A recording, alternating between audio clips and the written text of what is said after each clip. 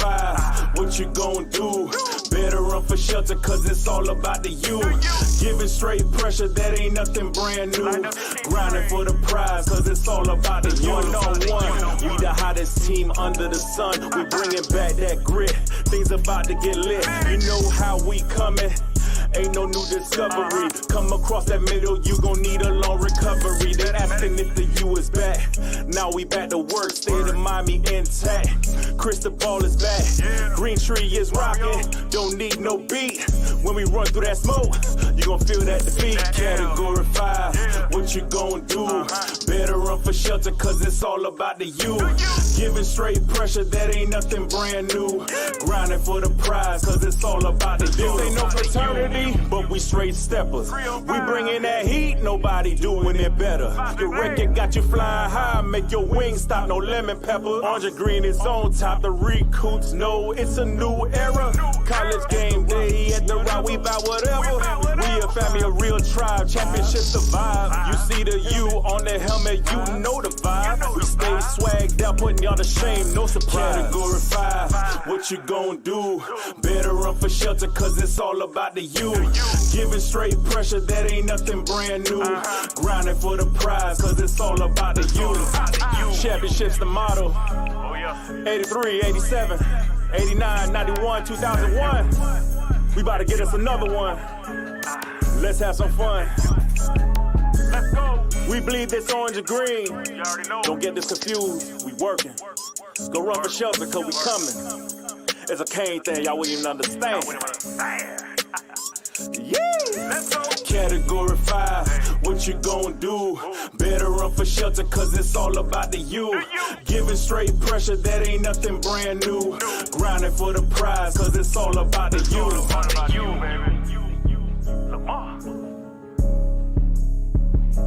It's all about the you.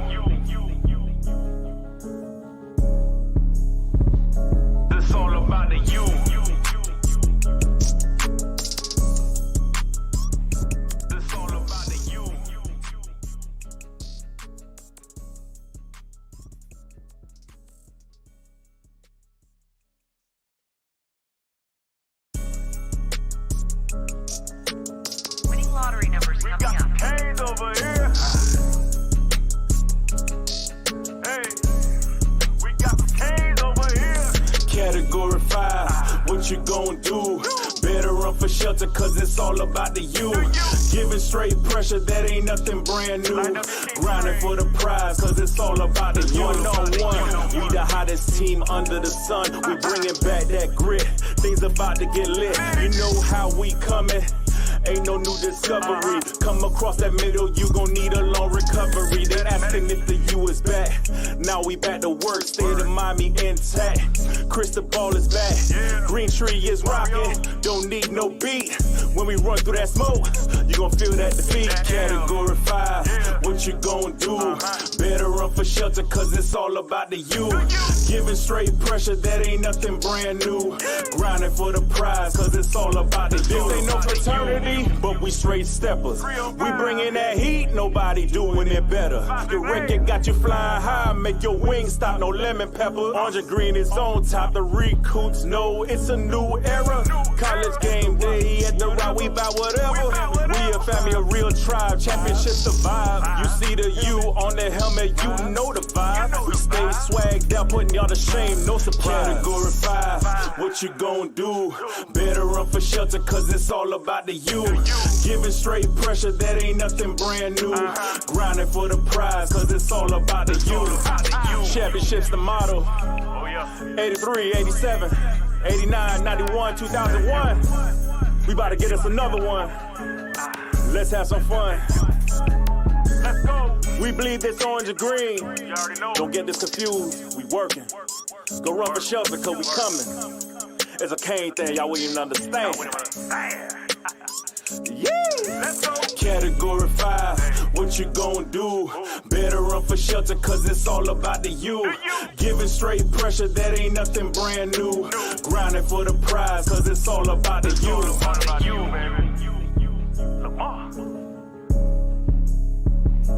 It's all about the you.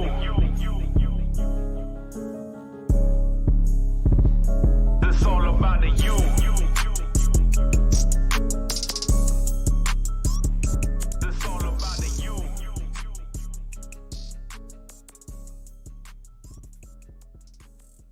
Yo, yo, yo, what's going on, Miami Hurricanes fans? Welcome to the late night Real Talk stream, the stream where we bring Canes fan members on camera here with us, and we keep it real and we chop it up about the Miami Hurricanes. We discuss some very hot, controversial topics, and boy, let me tell y'all something. Some of you guys are going to have some hurt feelings after this offseason, and it is what it is. It's for the better of the program, and it's just what we got to do, man. There's going to be some of these departures, both on the coaching staff and the players, that even makes Coop a little sad, a little disappointed. Going to be a tough pill to swallow at times, but it's what we need. Like, do we want to get back to greatness or not? Do we want to take these tough, difficult steps or not? Do we want to just sit around and complain and continue to be mid? It is what it is, man. So like I said, just keep it real in this stream. You can keep the trash talk coming. I already see some Florida State fans in here running their mouth. I already see some Gator fans in here who I'm really not sure why Gator fans are running their mouth. They literally just lost to Florida State, so I don't really even know what's happening with that. But it is what it is. Do your thing, man. Especially in this stream. Especially in this stream, bro. 100%. So I did get some news that made me a little excited today. I had multiple phone calls with some people at Miami, exchanged some text messages, and there are some things that put a smile on my face. And we'll see if maybe we can hint at some things and discuss some things tonight during the stream. But otherwise, what we're going to do is bring on the Canes fan members, and we're just going to start chopping it up, man. I want to talk about the 2022 season, how we ended it. I want to talk about transfer portal. I want to talk about coaches, and hopefully you guys can bring some discussion topics as well in the chat. We did that last week, and I'm looking forward to doing that again this week. One quick disclaimer that I need to add, all right? And I need you guys to help me out with this. Based on some feedback that I've received on these streams, I am going to make some improvements and some changes, but they will not be active tonight. With this week being Thanksgiving week and it was the last game of the regular season, Coop just got way too busy this week. So I didn't get to implement any of the changes, upgrades, improvements, none of that. So it's just going to be exactly like it was last week, and hopefully that'll be okay. If not, well, is what it is. You said your own team was a dumpster fire, Coop, last video. Did I lie, Cody? Did I lie? I don't understand how people think that that's some kind of argument, like that you're catching me in something. Go watch the video. Like, what are we getting at here? You know what I'm saying? Like, it's the video's still up. Go watch it. Yeah, I said what I said, man. I'm really not sure. What's going on, man? Jordan in the building. Ace Productions. Salty Rand. Phil Romano. What's good? I think Phil had to bail, but I saw him here early in the stream. I appreciate you stopping in, Phil. John Shields. We got Mel in the building. Melissa checking in from work. Chris is already pouring the bourbon. We got Javier, Jack Orlando, Bryce, Doodoo in the building. North Kentucky Canes. Cody, Briley, Edward. Appreciate you guys. Hurricane 357. Appreciate you, bro. Lamar, everybody. Let's get this thing going, man. Let's jump into it. Let's go ahead and bring everybody on cam and start chopping it up. Let's see some participation tonight. I want to see y'all get wild. I want to see everybody popping off, man. No matter what we're talking about, y'all get it going, man. I do want to talk about the title though. You notice the title says Miami Hurricanes Late Night Real Talk. Do not drink the Kool-Aid. Did you guys know? I'm gonna Google something. Is Kool-Aid bad for you? Do you guys know how bad Kool-Aid is? Let me show you real quick, just in case you guys weren't aware. I'm telling you, do not drink the Kool-Aid. Check this out. Kool-Aid is not very healthy, as it is high in sugar but low in vitamins, minerals, and other nutrients. Depending on the exact Kool-Aid product, in this case the orange and green, it may also have other processed ingredients and controversial preservatives. So stay away from the Kool-Aid in the 2022 offseason. You can be excited, but I'm just telling you, don't jump to conclusions, man. Be careful. Be very, very careful. There's a lot of sugar in there, a lot of not good things. All right. So, man, let's see if we can start bringing some people on the stream. Let's get this thing popping. I'm looking forward to tonight. I'm really hoping that people are going to dive all in. I'm really hoping so, man, because last week was pretty awesome. And who published that news? UM. Oh, my gosh, bro. Don't even get me freaking started. Did you see how many players quit last night? Almost all of them. Almost all of them, bro. And I know the coaching staff saw it. I'm getting everything set up, guys. I know the coaching staff saw it. You know they're going to look at the tape. There's people don't understand that there are a lot of things that get said behind closed doors.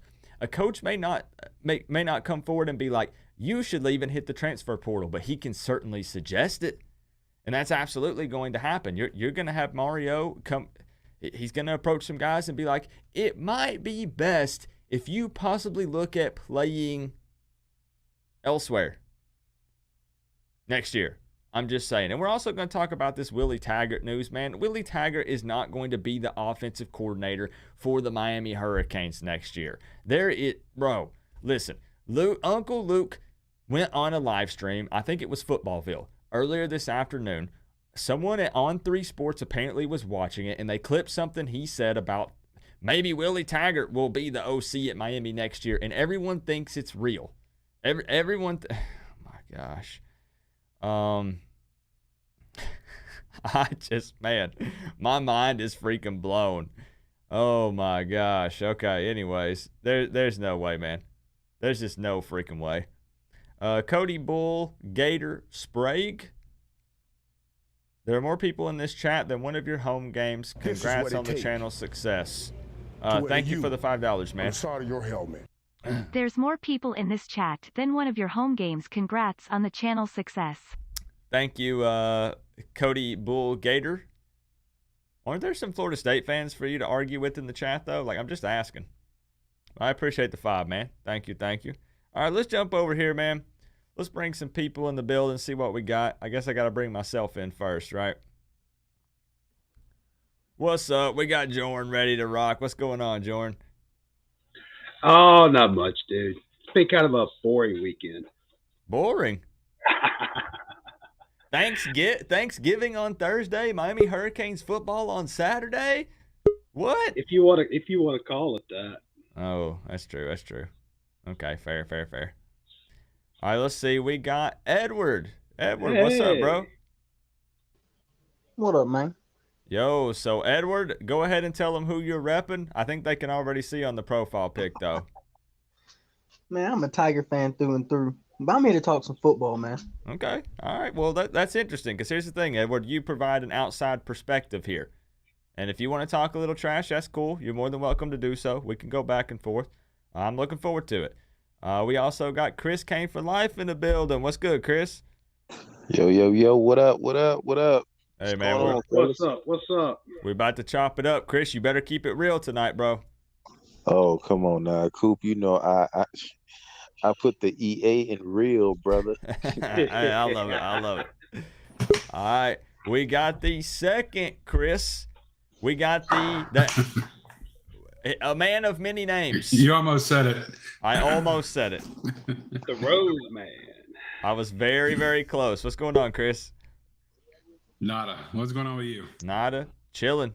Ready to chop it up a little bit. Talk Miami Hurricanes football. Be honest and real. So I just noticed something that I swear I didn't realize but before about 10 seconds ago. How the hell does anyone from Florida or Florida State talk shit when they had the exact same seasons as we did last season? Florida had one more win. They're retards. That's why. They are so cocky. I'm just curious. They're so cocky, man. Do you see them in here? But Florida just lost to Vandy and then Florida State back-to-back week. I don't know how you can really. Oh, gosh. Hey, what's going on, Canes Football Talk? What's up? Hey, man. Let me put it to you like this. We were just on T2Y's show, and he came up with these things where Florida fans is in there talking shit, and he actually showed clips of when the Florida players were actually blocking each other. Like, how simple can you be? Hey, what's And- going on? We got Melissa, the hoodie girl, and North Kentucky Canes in the building tonight. What's up, guys? What's up, Hey, Melissa? what's What's up? up, North Kentucky? What's going on, y'all? I'll be in and out. I have if my feed just cuts out, it's because it's the ER calling me. But I'll try to be on and off as I can. You know, work woes. Priorities, Melissa. This comes before the ER. Yo, I gotta get paid, bro. Wow, that took a totally different turn from what I expected. Yeah. So, man, Yo, can Go I ahead. suggest the first topic when Sure, we get to what we're gonna talk about? I know what you're gonna say, but yeah, go. Did you see my ranting on Twitter about the Sean Taylor statue? I did. I sure did. I can show it right here on the screen just in case someone hasn't seen it. Disrespectful. Let's see. It Let's looked see. like they put that shit together in 5 minutes and called it a statue. It's like a bunch of wires with some pieces of a uniform pieced together. Oh, that's what that was? That mannequin crap? So what do we They said they think? were going to unveil a statue. It's not a statue. It's like a mannequin you see at freaking Macy's. That ain't no damn well, statue. and it's not even. It's just like wires or something. Yeah, that's what Like I'm you saying. see it in the And leg. he's got like Adidas cleats, Reebok pants, and then they used the new Nike Commanders jersey and just wrote Redskins on it. Like put the old Redskins name on it, and a helmet. So what do you guys think? Right here Nah. in the chat, I know you guys. Is this disrespectful or? I'm not Slap in feeling. the I'm not fucking feeling face. it. Yeah, I ain't feeling it. I ain't feeling that. Well, let It's me a slap in the fucking face. let me show you something. Look at the people that were here at the unveiling. I think he has some family members here. One thing Yeah. that Yeah, I there was family noticed, now it could be the timing of the picture, right? But okay, check this out. This person's smiling, right? Look at everybody else's face. Look at Right. this. Look at this. Like, Look at what this. the hell? Look at Oh, it, yeah, for she real. got a scowl, boy. There ain't a smile on anybody Oh, else's dude. face in the crowd, bro. Look at this dude. You see his eyebrows raised up? You can't see his whole face, but he's like, bro. Yeah, I see it. Yeah, that's not. Nah, that's not a great tribute. That's not a great tribute. I feel like I saw a lot of people mention that this is kind of this is that when you had a science fair project and you didn't put it together until the night before you had to present it to the class, and this Right. is what they came up with. Yeah, I don't know about you, but when I picture a statue, I picture like actual formed limbs and like a face, not just a Yeah. helmet thrown over some wire and some wire arms with gloves. Sean Taylor didn't even wear gloves, did he? yeah, he wore gloves. Yeah, he did. Did He did. He wore gloves. gloves. Yeah, he wore gloves. Sean Taylor wore Yeah, gloves. because I saw there was some controversy about the cleats, but apparently he wore Adidas soccer cleats occasionally or Yeah. something. I can't remember. I can't recall for sure, but Right. I don't know. I pictured something different when they said they were going to have like a commemorative statue. I didn't picture like a wire mannequin with some uniform thrown over it. I mean, Nah, this I'm with you, hoodie girl. this is Oh, definitely minimal effort, right? Like a I thought it was display at something Foot that they. Locker. I thought they was putting this up. I didn't know that this was the statue. I was looking forward to this like being like the old school retro in case somebody was like, well, what did it look like? You know, like the little kids, because they see the Commanders, they might not know the Redskins. So I'm looking at this as like being a model of what it used to look like, not being this man's statue. This is a slap in the face. This is actually like a spit in their face. And I cuss their ass out, whoever the hell put this bullshit up here. Yeah, I ain't gonna lie, I would too. Now, maybe they will correct it. I'm sure they're seeing the backlash and the hate and stuff on social media, and again, rightfully so. So maybe they'll. It's all over. It's all over the comments, especially like on the NFL posted the picture of it and the Commanders posted, and like I gotta say, at least 80% was hate comments. There's the first 80. Yeah.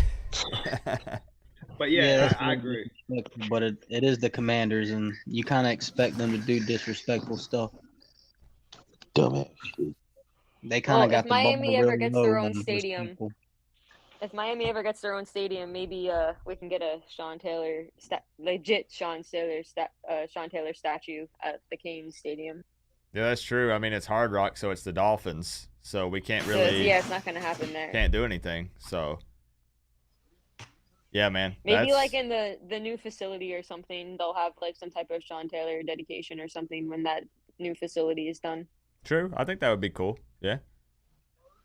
I do want to just jump into some topics here right quick, and while we have this many people on, before it starts getting late into the night, because I really want to ask you guys this question. I want to gauge all the Canes fan members. I want to gauge everybody in the chat. I do want to address Andy's question real quick, because Andy said, why didn't we wear the Miami Knights jersey at all this year? Many believe Mario says, work, earn it, then you get the fun. We didn't earn it, so we're not wearing them, period. I wonder if there's going to be any backlash from Adidas about that. I mean, I think we had talked about this a little last week or in a different stream. I think that technically they were supposed to wear them or had to wear them, right? Or I really don't know the ins and outs of that, to be honest. But it's all going to depend on the contract. I mean, right. Whatever that looks like. A lot of teams reach out to get that kind of stuff done. So it kind of depends on how it works. If they reached out to get it done, then it's probably not something they're forced to wear. But if Adidas gave it to them, then I could see maybe some backlash happening. Hey, this is how I feel. I don't even really care, because at the end of the day, I like what Mario Cristobal did. I mean, I see he just kept the uniforms original. He didn't get out there and get flashy. He didn't get out there try to, whatever, keep up with like what everybody want to do. Like, oh, let's put uniform. What uniform we wearing? It ain't about that, man. It's about winning. It's about getting the right personnel in there, the right players in there, and the uniform is the last thing on a coach's mind when they working on trying to get a team together and coaches together and trying to make the right situations happen when game day comes. So maybe everybody might not be with me with that, but I ain't gonna lie. It didn't bother me that we wore orange all year. I didn't care. I cared about the team and how they played on that field and what they did and what is to come next year, something like that. Like I'm more worried about the team situation. That's fair. So even though we had the Adidas black uniforms, I would have loved to see them. But how I feel, man, it's whatever.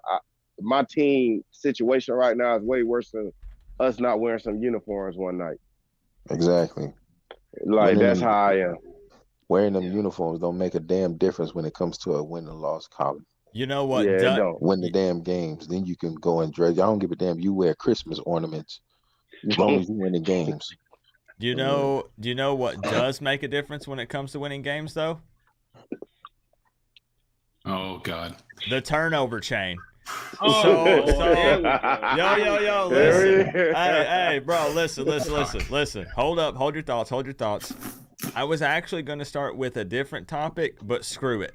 Let's get into this one, because I was talking with Chris. Chris is here tonight with us, and I said there are Miami fans that really, truly are just so pissed and upset that we got rid of that turnover chain, and it would have absolutely equaled more wins this season. Now, I know we're all laughing, right? But I actually went and screenshotted some tweets just so I could prove to Chris that there are Canes fans that have this low Coop, of an IQ. Did you send me that? What? Did you send me that turnover chain thing, or was that Chris? It wasn't me, no. Someone sent me something about bringing back the turnover chain and that people were calling for it, and I Bingo. can't remember who See? it was. Chris, but I remember almost choking. I sent you a DM on it. Now wait, we were talking about the paint in the indoor facility and the shoes and the yeah. So let me just show 3 pieces of evidence here to show that I'm not a big fat liar. Here's these are recent. Look at this. This is November 26th. This is Gio tweeting about Tyler Van Dyke starting against Pitt, and what's the comment on it? They suck. Should have kept the turnover chain. Okay, well that's not enough for you. Let's pull up a second tweet. From Canes football, Pitt leads at the half. We all agree, F everyone, bring back our turnover chain. Okay, here's one more example, just for the giggles. Cristobal is a joke and needs to be fired. His lack of enthusiasm is so boring to watch. Why did Miami hire him? There's like 6 question marks. He took away the turnover chain and any fun from the sidelines. Will you have Bye. more wins or more season tickets sold what next would year bring about fun the to same the numbers? So sidelines? good topic to Winning. discuss. Winning. Not stupid problems that we bring out when we're down 30 to Alabama. Yes. Winning can change a lot. Mario has plenty of enthusiasm over the sideline. I don't know if you've seen him get mad, but holy shit. What the hell? We've seen a lot of those. My sentiments exactly. Oh boy. Oh cow. Wait, hold on. Are you that ugly, dude? I'll try and replicate that. Here we go. Are you that? Does that work? you know, Coop, I almost wore one of my turnover chain shirts just to get the party started. You should have, Jordan. So that's honest. I know it sounds silly to discuss it. Like it really does. But is there anyone in the chat that is that pissed off about the turnover chain stuff? That firmly believes that if we would have kept it, it would have somehow magically equaled more W's this season? It ain't a damn superpower. I'll pay their subscription just so they can come on and debate us on it. I also got a little fun fact. What was it supposed to do? Motivate. Like, I'll go back to Chris's go-to comment of the turnover chain is going to solve all of our problems of missing 4 offensive linemen, you know, the 2 starting running backs, our starting QB, 2 wide receivers. Like, how is that going to fix all of that? I think personally, unless we beat every team 3-0. I think their argument is that by Mario coming in and being Mr. No Fun, I'm taking all of the gimmicks and props away, that it made the players upset with him. Take away the props so we can win a natty in however many years it's going to take. Hey, you know how I feel? I feel like Mario bringing it back to like how it's supposed to be. Original, all that other extra gimmick stuff, all that stuff it don't matter. Like we've been saying, it's about winning. Like, you feel me? So we don't care about it. I don't really care about the turnover chain. Was good when it was here, but us losing that, it don't feel good. Getting a turnover chain, we down 30-something to 3. Okay. The turnover chain's like an enhancement. That's when I started hating the turnover chain, when they pulled it out against Bama and we were down like 27 or whatever. I'm like, seriously, we're gonna celebrate an interception. Look at the scoreboard. That thing should have only been brought out when we would get turnovers when we were winning. Yeah. Or maybe if it was like close, like if it was like a 3-point game or 1-possession game, and it's like turning the tide. But down 30, why the freak are you gonna bring that out? It's just embarrassing. It's embarrassing. The turnover chain's like an enhancement, right? It's like putting I'm not a car guy, but it's like putting a upgraded exhaust on your car or something. To sit here and talk about turnover chains when the car, you know, is missing an engine and, you know, the seats are out and 3 doors are missing, like 2 wheels are off. Like, what? Who gives a shit about the exhaust at that point, right? Yeah. Well, I agree with Chris on that one. I agree with Chris. It's like you got the Lambo doors, you got the rims, you got the floaters and everything. They ain't got no damn engine. Nothing. Not even a seat. You got a bucket for a seat. Now, see, we got people in here saying. Now, this guy's a Noel fan. He says it's a new time. The kids need gimmicks. Anthony says the turnover chain helps to build morale. Did that FSU fan like the turnover backpack? Melissa, it was the purse. It was the purse. It was the purse. I thought it was the Dora backpack. The longer y'all had it, the least amount of turnovers y'all had. You know what the these funny turnover thing? chains and shit until we started it. Now every team has that gimmick. Right. And you know what the funny thing with Florida State? Theirs came with a combo pack. You got a backpack, you got a stick of lipstick, you got lip balm, you got a pair of high heels in their red bottoms at that, and no colors.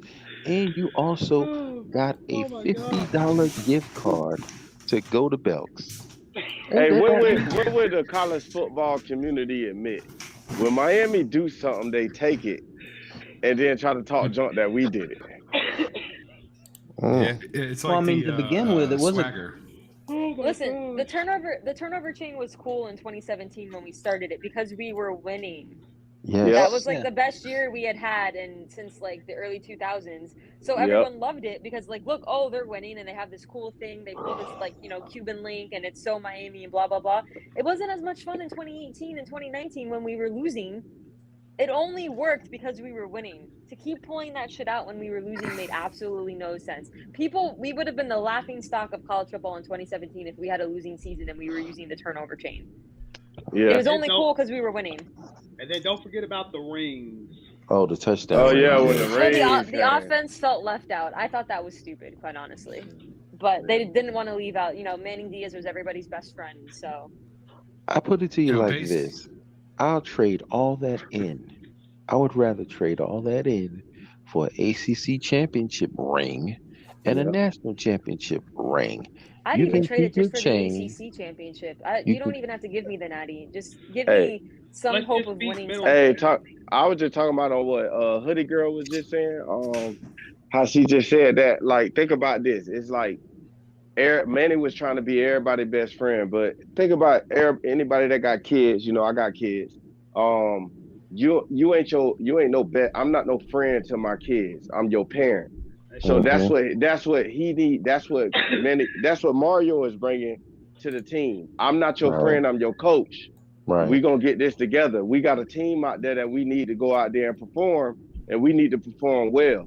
I'm not here to be your friend. I'm here to be your coach. Where that means that I still listen to your problems. I'm still here for your situation, but mostly we here for football. That's what Yep. we Right. here for. And That's some You what of I the start brought players you have paying bought into this bills into and it. school stuff in for. the house, then we can be friends. Yeah, Get did Yeah, a you see deal or Cam? Did you something. see Cam Kitchen's press conference interview thing after the game? And he's like, "Listen, if you don't want to, work and buy into this culture, then I wish you the best, but go." Yep. Because he's yeah. like, "This is what the U is gonna be about, bro." I love that Right. kid. Hey, That is, speaking that about is, Cam Kitchens, I feel like Cam Kitchens. I'm sorry, I don't know if anybody agree, but he reminds me of Jaquan Johnson. Okay. He's got that heart. He's got He that heart. reminds me of a Yeah, Jaquan Jaquan Johnson. Johnson was like I the can see leader of it. the defense. Yeah, Yeah. I agree. I thought you were He about to he. say he's going to transfer, and I was about to say, you better not say that. Oh no, I You ain't better saying that. not. No, Hey, bring no, him to Well, I Cam. Clemson. They, will. I feel I like saw Cam. it. I feel like Cam is a real hard down Kane. He ain't Thank changing. God. He's here fully. He's here until he go to the NFL. He's here. I Yeah. saw an Yeah. interview just before the stream that they were interviewing Ray Joseph after a game that they played at Hard Rock. Was that Friday? I don't know, but they said something about, oh, he might be playing here for his home games in the next level. And I'm like, he is. And they asked him something about like, what do you hope to do in the next level? And he's like, I want to bring back the tradition that Miami had back in the day. And he's like, I want to score a lot of touchdowns. And this is what this 2023 class is about Mm. bringing back that tradition and that winning mentality. And I'm like, you go, kid. Like, Hoodie love girl, it, you get a love it. person hype. You get me hype Oh, because I love wait. it. Who? Wait. Hold on. Who I said that? follow a lot of Miami. Ray Joseph, one of the wide receiver commits that's coming in next season. Ooh. Yeah, man. I believe that new class gonna start making a change for us. And I know people have this argument about, oh, freshmen can't come in and do something, but watch these freshmen next year. Just watch Right. these freshmen next year. I think Oh, Yeah. I think Hey, that's a big selling point to come to Miami is because we're gonna lose a lot of people. We're gonna have a lot of freshmen getting good minutes next season, and Oh, yeah. it may be rough in the beginning, but you give it a couple of years, and these guys are getting all this PT as freshmen and sophomores. They become juniors, and it's gonna get real. I'm gonna tell you like this. They always sit there, the freshmen come in, oh, they're puppies, they're this, they're that. Well, let me tell you something about puppies. All the motherfuckers got teeth. And they hurt and they bite. Oh, Okay? yeah. So they ain't Just- gonna do nothing. Chris, Tell me. Just don't predict a national championship in 2023, please. Oh no, I ain't Nah, dropping. ain't Please. I nobody ain't doing predicting that. that. You know, I feel like next year, if I know it's real early and everybody probably ain't with it, but hey, I don't know. I guess I'm No. different. I feel like next year, man, I feel like we'll at least go by 8 wins. You know, Okay. I don't feel like we'll go big, but I feel like we'll show our identity next year. Our identity will be shown next year. Our mask will be uncovered next year. Just watch that. That's how I feel. I'm gonna say as of right now, I would say 7 and 5. Okay. I'll take that. We Yeah, won't just sit here and get slapped in the face and be like, okay. What were you gonna say, No, we ain't Chris? about to do that. I just didn't want you to miss. Cody had actually paid for a question to be asked. Oh, did he? Let's see. Let's see. Oh, here we go. Yeah, yes, sir. Oh Let's yeah. see what Cody's There we got to go. say. let's see. I appreciate the heads up, Chris. I must have missed it. Yep, Here we don't go. want to miss any of those. No problem. All right. Cody says, will you have more wins or more season tickets sold next year? About the same numbers, so good topic to discuss.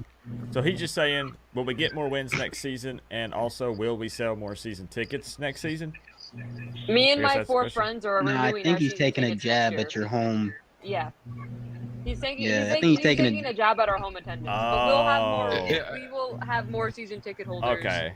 Yeah, hey, can we? I just think it's an easy answer. So, hey, what were your ticket sales this year and your season ticket sales this year after your identical win-loss record as we had this year last year? So I'm just curious. You can give us some forecasting there. Where honestly is the trash talk coming from the Gator fans? Honest question. I can That's a understand real FSU good trash question. talk, but I can't understand Gator trash talk. Yeah. Did I show Florida you those State can talk all screenshots of they that want. guy going off on me? With all the I ridiculous don't trash talk? understand the team talking crap when you just lost to Vandy. And then Florida State in back-to-back. You lost to Vandy. Where's your trash talk at? They can talk Hey, more look, trash than you. Florida State can talk all they want, but Florida, I don't know where that's coming. I mean, Yeah, but the thing about Florida fans, they never shut the hell up, and they have nothing to say. They make I all tell the, you- you know. Yeah. I will talk. I mean, they got some pretty bad mac and cheese too. I will talk with FSU fans, with FSU football fans all the time. Like, I talk to a bunch of them on Twitter, and we have good conversations. But the few like Gator fans that have invaded some of my tweets, it's like a bunch of nonsense, They're deluded. and they don't know how to use hashtags properly either. Inked Kane said inbreeding will do that to you. Wow.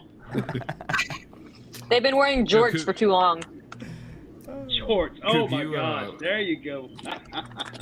You threw a question out in your, which I didn't get to see the whole thing. I only got to watch like half before the stream here. But you said, what could we look at as an improvement this year, right? From the beginning of the year to the end of the year, what improved? Yep, and that's actually how I wanted to start this, which is perfect. Is there any area or position group that we saw improvement in throughout this season? Don't compare it to last year. Absolutely. I'm No, talking no, about this absolutely. season. I got it. I think you do have to talk about individual players. Yeah, I was Oh, about to there's say individual that. I think players, too. individuals, not Okay. And groups. maybe special teams. I go with Cam Kitchens for my individual play. Okay, let me see what Chris has got to say real quick, because he's... Go for it. Every one of the kids that we get to transfer out that obviously can't cut it is a huge fucking improvement. Like it's so obvious the pile of dog shit that Manny fucking walked into that we were all oblivious to. Like, man, I was such a big supporter of Manny, and I do think he's a good defensive coordinator. But it is amazing how shitty a head coach that dude was, and the toxic, or probably a bad word, the dumpster fire. We'll use that we were coming into this season. It just, And that's the honesty I'm looking for right there.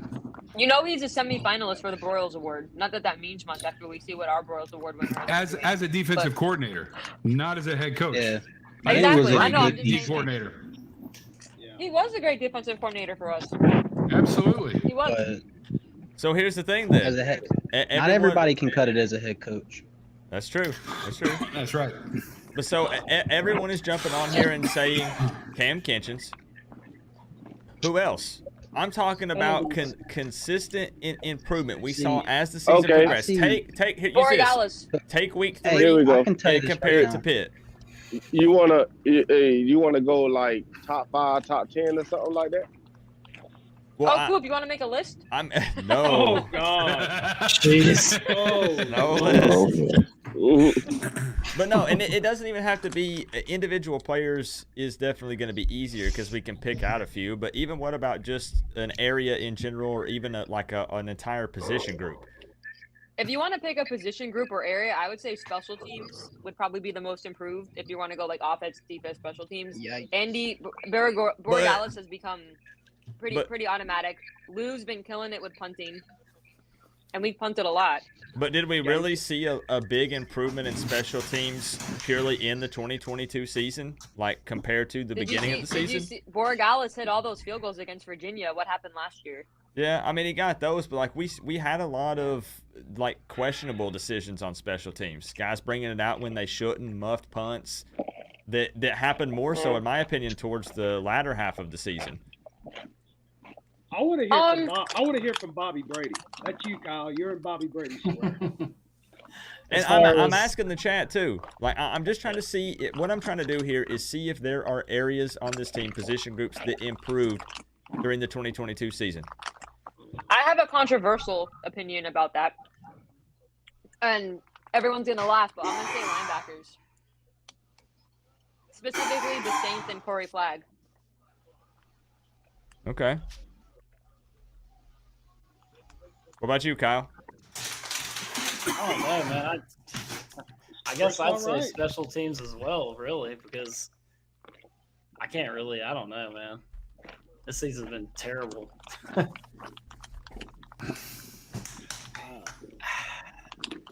That's a good question, though. I don't know. Anez Cooper. Well, if you was to ask me, you know, I'm not going off of a certain position group.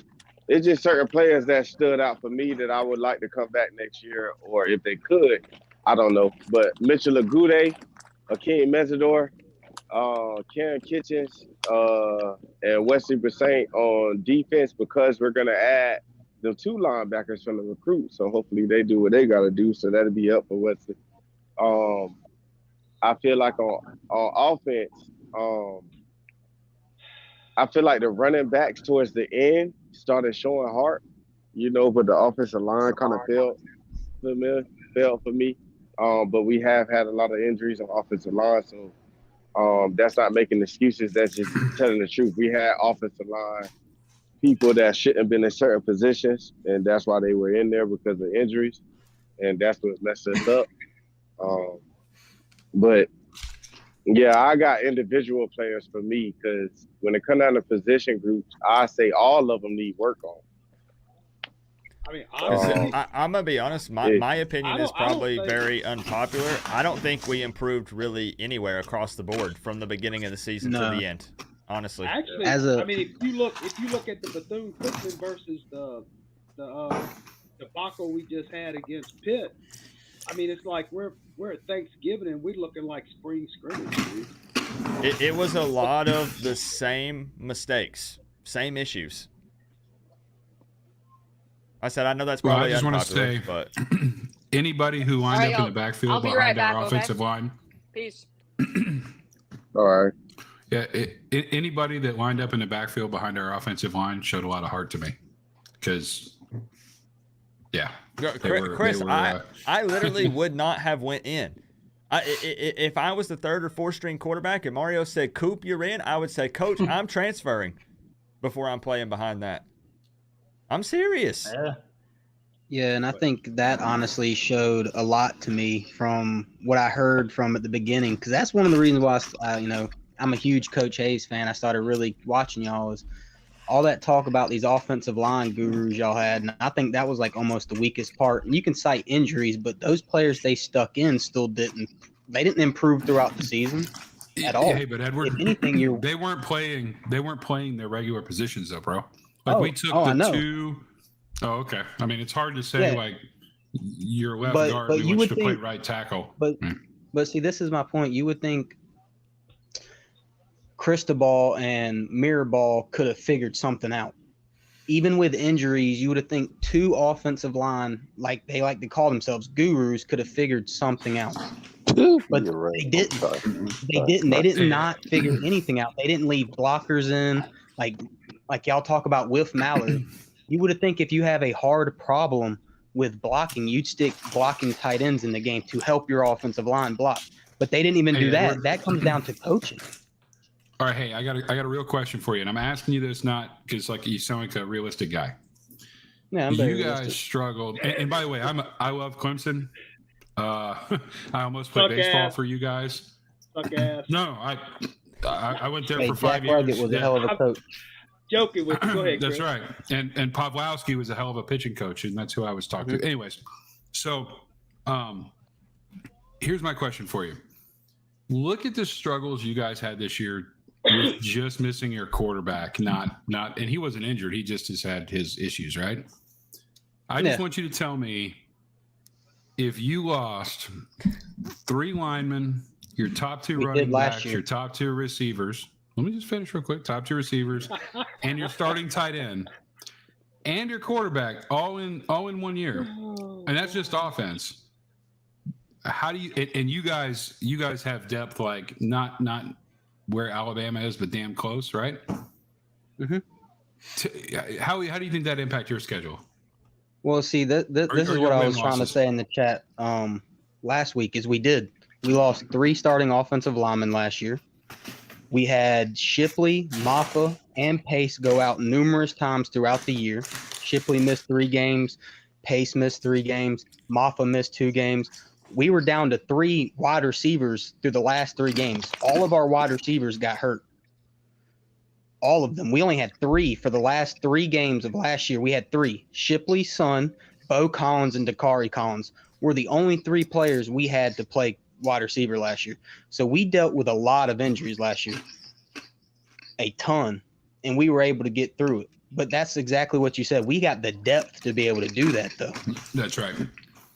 That's a lot different than, what you're stating. But see, what I was stating is you would think with Mario Cristobal being an offensive lineman, you would have figured something out, like leaving extra tight ends in or leaving a running back in, things like that. Because obviously your quarterbacks on numerous occasions showed you they cannot read blitzes. Even when they're lined up offside right there in your face, they can't see them.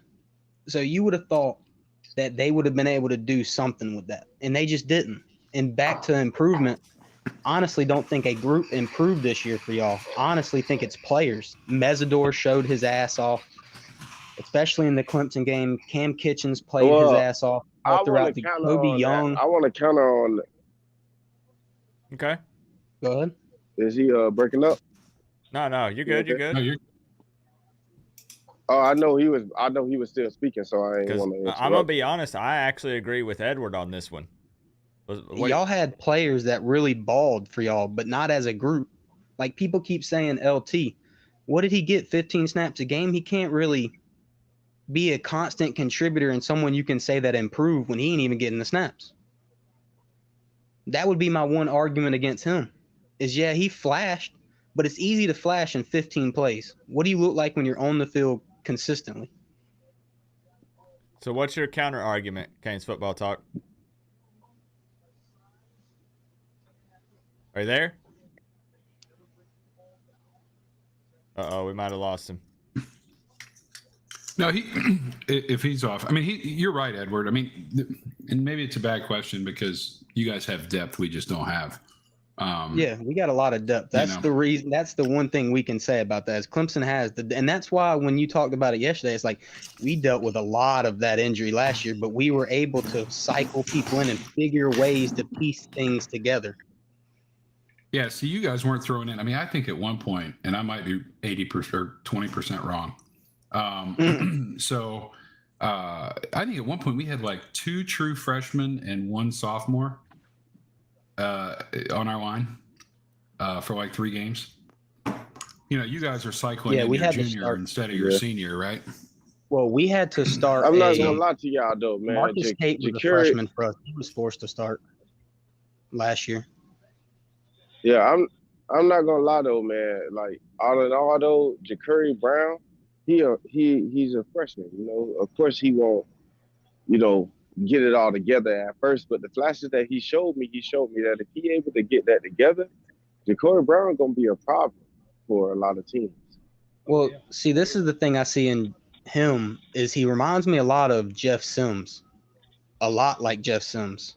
I don't know if y'all watch a lot of Georgia Tech football, but Jeff Sims can play, but the pieces around him make him look bad at times. And at that, his offensive line has never been good. So, I mean, if you can never fix your offensive line, that kid's not going to ever be able to put it together. And that's the God's honest truth. You can't be running for your life and be able to play quarterback. And that's why he has to be your quarterback with the way your line is right now, because he can actually run for his life. TVD get killed back there like he did all year. Jake Garcia, he can run some, but he gets caught a lot. He's just not athletic as Ja'Cory. I mean, that's just a fact. Now, how do Canes fans feel about Jeff Sims? He hit the portal, right? Yep. And it's just Yeah, just he a went in the question. portal. Yep, because I see a lot of Canes fans on Twitter. Canes fans are bad about, we want every guy that hits the portal. Every single one of them. I see him on Twitter. We got to get that guy, bro. We got to get this dude. And I already saw him jumping on Jeff Sims, bro. We got to bring him in here. What do you guys think in the chat? Let me see. I'm curious. Jordan was shaking his head. No, you're not a Jeff Sims fan, Jordan? Nah, anything that's not Miami, I could care less. Okay. Sorry. Okay. Sorry. No disrespect. Hey, that's a diehard fan. I respect it. You know. I Okay. would want Ty Thompson from Oregon. Every time Ty Okay. Thompson touched the ball, he throws a pick six. That's my only problem with that kid. He did it last year, and he did it this year when they put him in the game. His first throw of the game against, what was it, last week's opponent? Or no, it wasn't the first play of the game. They had to put him in because Bo Nix got gimpy for one drive, and he threw a pick six. And then they put Bo right back in the game. That kid has a turnover problem. No, and That wouldn't be He's anything had new it for our since team. he's been at Oregon. I need to clarify that I don't think that Jeff Sims is coming to Miami. I just wanted to kind of gauge the interest just to see what people thought. Because, of course, Miami fans are going to discuss it. I also wanted to ask you guys, this is an impossible question to answer, but I feel like I'm the only one who thinks this or feels this way. Do you guys think that we possibly have too many big dogs on this staff? Too many big-time names? Too many guys that... Go ahead. I was gonna say, I was making fun of a caller for Coach Hayes because he liked to call y'all the skill team. And see, I don't get how you can say that with Kevin Steele's not been that great at defensive coordinator throughout his years. He's had spots where he's been good, but he's also had very bad defenses at a lot of those stops. Charlie Strong is probably one of the best linebacker coach, but what the heck what has a die done for y'all? He came over as some guru, and he wasn't even really the main DB coach at Georgia. But he gets a lot of that credit, though. But I get it. It's Kirby, but, I mean, that's nor here nor there. And then you got Jason Taylor. I mean, that dude was coaching high school ball, and magically he's going to come up and change He's just what an y'all are analyst. doing. Jason Taylor's just an analyst. He's not a position coach. Yeah, but that's not how a lot of Canes fans saw that, though. And that's why it had me laughing, because they were like, oh, he's going to come in and change our defensive end room. We've got a few analysts that are big names. I mean, obviously Ed Reed's, around. Jason Taylor's around. Coach O's been around. And Coach O, that dude's I don't even know what he does. I could listen to him talk all day. He's hilarious. He's a character, but as a coach, I mean, he caught lightning in a bottle 1 year at LSU, and the other three were he downright caught pitiful. Joe Burrow. He had Joe Burrow. Well, I mean, it wasn't just that. I mean, they had Justin Jefferson and Thaddeus Moss and Jamar Chase and Terrence Marshall Jr. I mean, they had a NFL wide receiver and a running back room. Clyde Edwards-Helaire. They had NFL players, mostly first-round picks. And then after that, they were 3-7 again. So, I personally think that Charlie Strong leaves in the offseason. I mean, there's a lot of jobs coming open. He might get a head coaching job because he's very respected. Florida Atlantic. Yeah, I think that, me personally, I think that 2 coaches leave or are encouraged to leave, maybe 3. See, and I see someone say Jeff Saturday only coached in high school and now he coaches NFL. And he got a lot of backlash for that, and he's publicly said he stood out the way. He's letting his offensive coordinator do offensive things. He's letting his defensive coordinator do the defensive things, and he's staying out of the way. He's publicly said that. So he's not doing much there except getting out of the way and letting these guys do their jobs. But, Yeah, I don't think the thing that kills me is I think anytime there's change, there's risk, right? So, and time. So, and the bigger the change, the bigger the risk, and the longer the time period to figure that shit out, right? So everybody's screaming for a new offensive coordinator, and let's change all the, of course we ran like 12 different schemes this year, but whatever the hell scheme Mario really intends us to run, like I just I don't know if it makes sense to start firing coaches and take that incremental risk on for next year. When, unless we had some silver bullet, perfect fit coach with, whatever. I mean, I don't think there's people a realize high. it. It's like, Go ahead. I just say it's like, so let's say we went with what I think 85% of Canes fans want. They want the run and gun. We're going to throw to open up the run. Our offensive linemen are like 260 and run 4.4 40s. From the 2000 time frame. So we're gonna take next year and have another rebuilding year just to get that offense and put in. It's just like I just think we got to kind of sit back. So wait, Chris, are we on the fire Josh Gattis train or no? Well, I'm just. He's never been on the fire Josh Gattis train. We have to address this at least once a week. Do we want Josh Gattis here or gone? I don't believe we should get rid of him. I don't believe it. Coop, you talk to some boosters and whatever and have some inside info. Are there you don't have to say who, but are there gonna be multiple coaches leaving, like position coaches leaving in the offseason, or there's a high probability that that's gonna happen, or? And again, with this stuff, sure I understand. That's my watch. Even Siri doesn't know. Doesn't understand the question. No, I mean the thing is, realistically, that stuff can change at a moment's notice, right? But I truly do think that there are probably 2 or 3 guys that are gone, and I don't know. Does one of them have the initials JG? Let me put it this way: that they want his ass gone yesterday. But how much power they really have in influencing that or making that decision is up for debate. Okay. His red zone play call is terrible. It's interesting with him because he fits what Mario wants to do to a T. Yeah, no, I don't know how much y'all watch that stuff at Oregon, but he wants to pound the ball and run the ball 30 to 40 times a game. That's what Mario wants to do. He did it at Oregon. So, he fits to a T. So, does everything get better with another year and let these players learn that playbook and get the strength built up to be able to play that tough-nosed, grinded-out football? It could get better. But I don't know. That's a risk you're going to have to take because you're right. If you just keep hitting the reset button year in and year out, you're stripping the floor, and then you're going to have to lay new floor every time, and that's it's starting over and over again. But if it's not ideal for a football program, it hurts recruiting because recruits don't know who they're coming in to play for. So then you're going to have to get kids that want to play for the brand, not the team. If Gattis is gone, Mario hires Josh Gattis 2.0. And then it's the same thing, but starting over to an extent at the same time because it's a new face.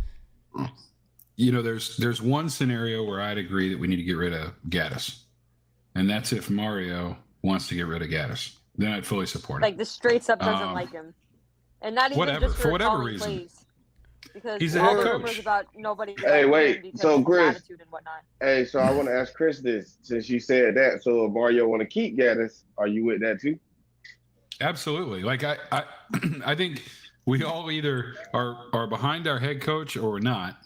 And if we are, then we got to let him make those decisions. And real quick, he for the first time, if you read through the lines in his interview, or you could read through the lines potentially, you know, he was asked about 12 different ways in the post game conference. If things could change on offense, right? They asked him about schemes, they asked him about coaching changes. I mean, they tried about 12 different ways, and his answer was interesting to me because the answer was, I think he said something to the effect of, those are things that we would deal with one-on-one with the coaches behind closed doors, and it's not something I'd air out. Yeah. And if he was 100% behind Gattis, I think or he knew Gattis wasn't leaving for some reason, I think he would have said, look, you guys are all over him. There's elements that you don't understand, and I'm 100% behind him or whatever. And he didn't. And so I think that does. Yeah. What about this? He's saying a lot by not saying a lot. What about That's the right. scenario, just another hypothetical, would Canes fans be more on board with canning Gattis if it meant that Mario brought in a new OC and that OC gets to pick who the receivers coach is, and then he flips and actually coaches the quarterbacks? How do y'all feel about getting Sean Payton So for we have OC? an OC who So would we actually be coach getting rid of QBs. Ponce and Gattis? Yes, because the new OC would get to pick his guy, who he wanted to coach the receivers, and then the OC would then focus on coaching That's the a lot of quarterbacks. hypotheticals. It's a ton of I don't know. hypotheticals. I would But say on your for- answer, Coop. For the fans that are against firing Gattis, I'm just curious if they would be more on board with it. Yeah, just hypotheticals. It's the off season. No, on Coop, on your answer, I would be honest with you. I would say give them one more year. And that's where I'm at. Just one more year. That's where I'm at, Just give 100%. them one more year. So hopefully I'm not throwing mixed signals. I'm just throwing hypothetical things out there. But I agree. I'm still on the one more year. Let's see how things look after 2023. I mean, it's just there's no way you can base it off of this season. You just can't. Why doesn't Gattis just coach the quarterbacks? You know, like why Hey, is he? can I- Because he coaches the wide receivers. Yeah, Can but I I ask- mean, is that just his He's- specialty? So I mean, Can I ask one question? Mhm. To everybody, anybody can answer it. When Rhett Lashley was here for his first year, did he do better in his second year? I mean, you're just, I guess, Well, talking Rhett statistically. Lashley's- No, Rhett no, I'm Lashley's- saying Rhett La- like Lashley's yard. first year, he had Derek King for the whole season. I know. So did he do good his second year with Tyler Van Dyke? Did he do good or better? Did he do better than No, his first better. year? No. Yeah, maybe I'm not asking it right. I'm sorry. Okay, let me ask it again. Okay, so when Rhett Lashley was here for his first year, he put up his numbers. He was able to put the right personnel out there. He felt for to make the touchdowns or the special plays or anything. Did he do that better his first year or his second year? Like did his numbers improve in the second year? Maybe I need to say that. Did his numbers improve in the second year? I mean, I would have to double check and run the numbers, but I'm assuming so. Yeah. So if we give Gattis the second year, do you think that same thing will happen? That's what I'm trying to get to. No. Gattis could make zero changes, and just by the fact that our O-line is not destroyed next year, unless they all get destroyed, it would be better.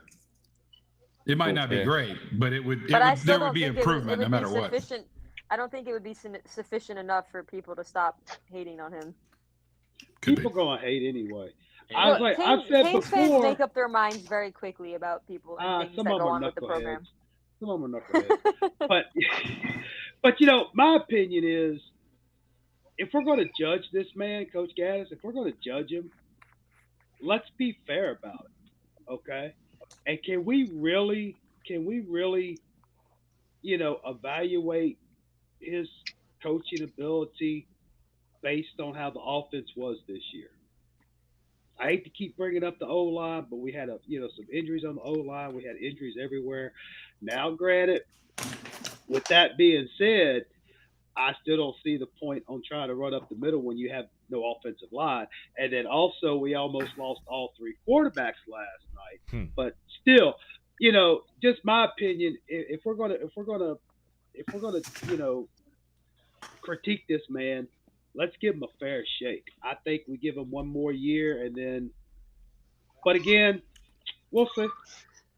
I'm with the one more year. I'm with that. Yeah. I really think another year. It's hard to argue against that, honestly. I get it, people hating, but I mean, would you rather maybe see progression or start back over to the ground floor? I mean, that's the only thing.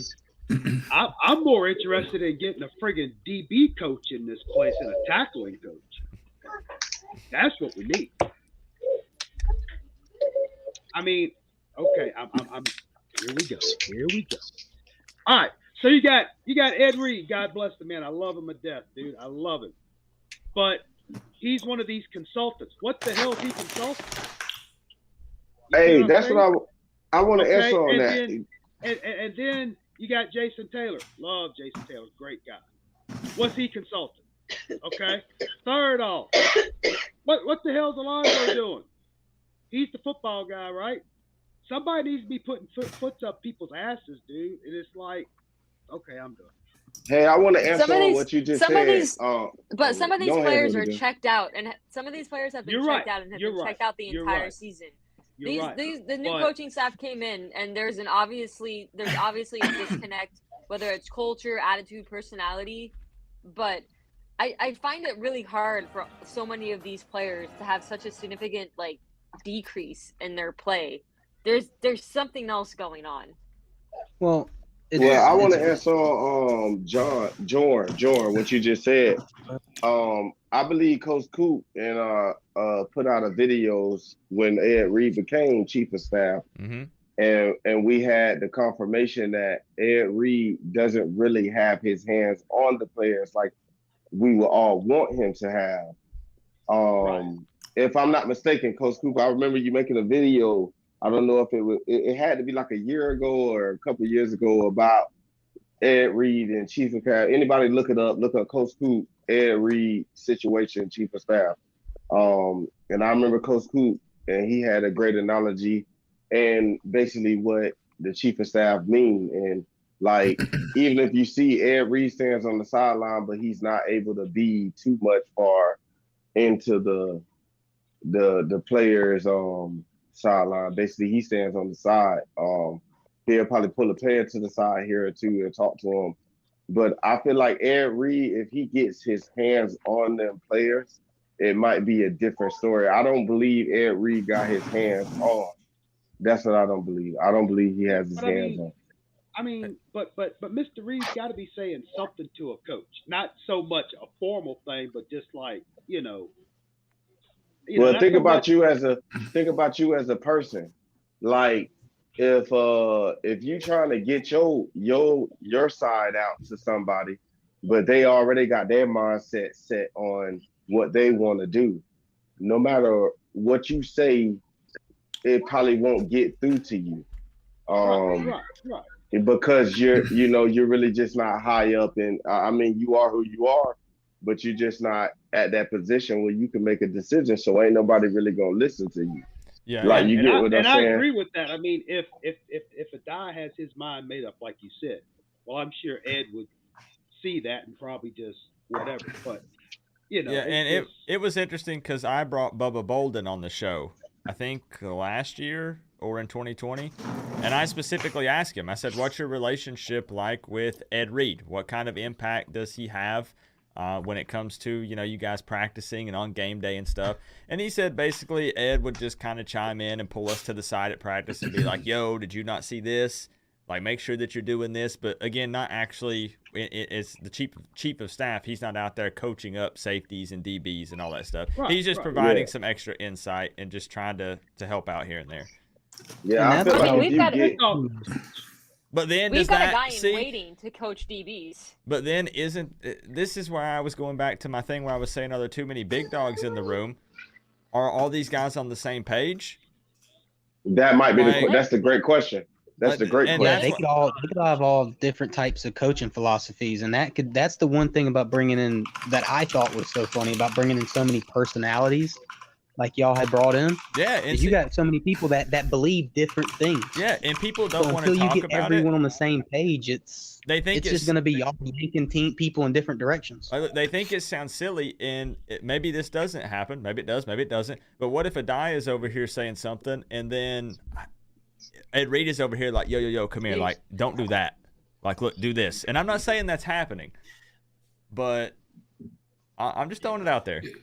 Look, there's one key. I say just let factor. DVD coach the DBs. Really? I feel like that's what I was saying. I feel like Ed Reed. I feel like if Mario Cristobal somehow next year let Ed Reed get his hands on them boys, I believe it'll be a different story. Not Ed Reed. DVD. I think DVD is such a great recruiter.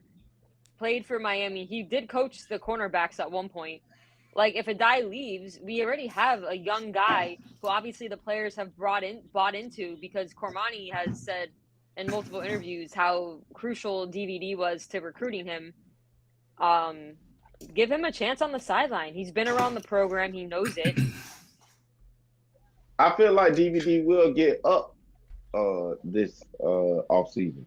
I feel like he will be upped in the coaching status in this offseason. I'm not taking that for DVD, but I was just only speaking on Ed Reed because I feel like Ed Reed should be out there with them safeties because Cam Kitchens would be a perfect person for Ed Reed. Just like how, if anybody don't remember, I keep talking about Jaquan Johnson. I mean, I just love him, but Ed Reed ended up the reason why Jaquan Johnson came back his senior year. And Jaquan Johnson put up the numbers for us. There's a key indicator I think all of us can use to say these coaches suck and all need to go, or this is part of the process. I don't feel like these coaches suck. Yeah, no, I get it, but there's just a key indicator, right? And it's our recruiting class. So like we've seen all these players that are here, which by the way, outside of scheme, outside of somebody, and Tyler Van Dyke would have a legit thing to say, right? Like potentially the offense we're building might not suit him. But outside of something like that, how the hell are we not moving in a much better direction investment-wise in the facilities and everything else? Like it'd be hard outside of being in like a situation TVD is in for the current players to not be pretty excited about what's happening. But so you've got all these players leaving that for whatever reason weren't invited back, decided that their mom told them they deserve more play time, you know, whatever it is, right? My dad tweeted the coach, and so I got whacked for it. But we're not seeing that massive bailout on recruiting. We've lost, I think, one recruit. So if we end up having a top 10 recruiting class, that means everybody coming in is bought in, right? You would have to be. Right. I mean, there's no other reason. If our coaching staff can't clearly, which I think Mario does a good job of this, if you can't clearly lay out, here's where we're going and here's the steps that we're going to have to go through to get there. If you can't do that to these kids and these kids' parents, you're going to have a dumpster fire on the recruiting side. And so that to me is the big indicating factor, right? Like if we continue to recruit strong. But that's the one thing that we all know. Like, there's two things that are certain now with this program. One is that we're spending money, and two is that Mario can recruit his butt off. He proved that at Oregon. The trick is going to be keeping them healthy. Can we develop them, and do we have the right coaches calling the right plays and developing them the right way? Because money is not a problem now, and I don't think recruiting is going to be either, because Mario's proved he can recruit. But I got a question for everybody. How many people here got themselves together in a year? Well, we know Florida State and Florida didn't do it. No, I'm talking about you as a personal life. Like, how many people got themselves together in a year? Yeah, it's gradual improvement, right? Continuous improvement. It takes. I think that's what you're looking for. Yeah. Yes, it takes time, and I feel like everybody reaching out saying fire this, fire that. We've been doing that, and that shit ain't been working. Now we got the coaches that we got. I understand that they're high power. We had these real high chances for them, everything. I feel like we should still keep these high chances. We should still feel excited. We should still get ourselves together. Yes, this year didn't go like it was supposed to go. It was a drag. It's really nothing to talk about this year. But at the same time, next year is going to show what we really are and who we going to be for the remainder of the future.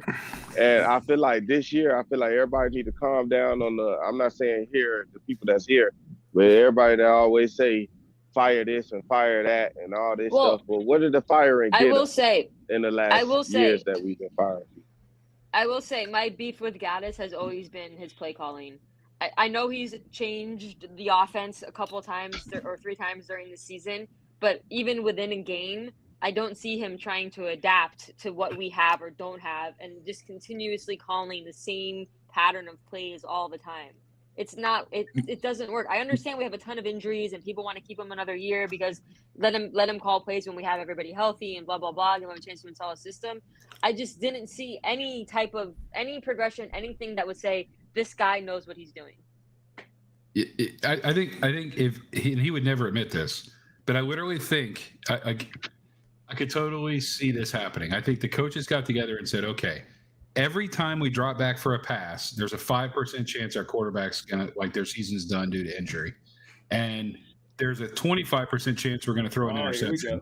and there's a 30% chance that we're going to Here get we sacked go. for a 7-yard loss. I mean, I laughed like when we saw our game against Pitt. It's like we passed a lot. It was awesome. We lost 2 quarterbacks and we threw 2 or 3 interceptions and 5 incompletions and missed throws by 40 yards. So the game plan is to lose, just not to lose by as much, because all we're going to do is run the ball up the middle. So we've already decided pre-game that we're going to call the game the same way. Know that we're going to lose, but instead of losing by 30, we're only going to lose by 15 because we're not going to pass the ball except 5 times and run the ball up the middle 100 times. That's not really the kind of offense I want to run. I want to let you know, I'm really getting tired of the screen passes. I'm really getting tired of them. Like the little screen passes, wide receiver screens. We don't have an offensive line to throw downfield. And especially if Whip is out there. So the question is, do y'all think we need to bring in a quarterback? Is that the question? I think it depends on who decides to leave. Strengthen the O-line. And we need an offensive line. But it depends on who leaves. Yeah. We could have Jakari's Peyton not going Manning anywhere, back and there. we're bringing It in wouldn't Emory work. Williams. Because, to be honest, I originally thought probably maybe the halfway point of the season, and I maybe jumped to conclusions at times, but I was one of those people that said, you know what, Josh Gattis is just so stubborn. They're trying to force this scheme and this system that doesn't work for us. They're thinking about the recruits that are coming in and what they want it to be. But then after I kind of thought about it, I was like, there's no way that guy is that stupid. There's no way. I feel like that he's just doing what he thinks works best with what he has to work with. Sometimes it was a little successful, sometimes it wasn't. Less. Yeah, and I mean, it just basically losing by less. It is what it is. There's just, the more I thought about it, there's just no way. There's no way that they were trying to implement something that is what they want it to be, waiting on the recruits to come in, and then you just drop all those games and basically sabotage the offense for the 2022 season. Hey, Coach, and if that is the case, you are stupid, and get out of here right now. All right, hey, Edward, Coach, I got a question. Oh wait, you can ask your question first. Yeah, let me see what. Yeah, all right, Canes. All right, Edward, I got a bet. Are you still here? I see you're muted. Perfect. I got a better way to ask my question. I was trying to get out earlier. I'm going to ask it this way. If I took Miami's offensive line and Clemson had to run with that, what do you think your offensive production would be this year? Under Brandon Streeter, we'd have ran a bunch of fucking screen passes like we have all year. I mean, no, but you think you would have had success? Like, I mean, running the ball with, off tackle may have been something. That would have been it. I mean, because DJ struggled with pressure, but at the same time, half of Brandon Streeter's fucking play calls this year was screen passes, and that killed us against Notre Dame. I will say that if Clemson had the offensive line that we finished the season with, DJ would have been under pressure every single play. And I can guarantee the question would have been, who's their third string quarterback? Because the first two would have been taken out already. Exactly. You would have been playing the QB hokey pokey, just trading off which guy's not on concussion protocol. Just look up DJ's stats from last year. That's what it looks like to have a bad offensive line. Wait, I have a question. Are you a DJ fan, or are you hoping that Klubnik is the starter next year? I'm a DJ fan. I like DJ. The kid's great. But I'm always going to stand behind my starting quarterback. Okay. The only time I've ever wavered was sounds like Cade is South too. Carolina. Cade seems like he's a professional young man with the way he answered questions after coming into the game for DJ and stuff like a few games ago. That room is special. They really care about each other, and you can't really say that about many people. But the thing about a lot of people forget about Cade is he's wanted to be a Clemson Tiger since he was 12 years old. His dream was to always play for Clemson, so he would never badmouth any player. That's kind of like DJ. Even when last year, with as bad as he played and how bad our offensive line was and the receivers getting hurt and couldn't do this and couldn't do that, he always blamed himself. It's always me, never anything. He's not Zach Wilson.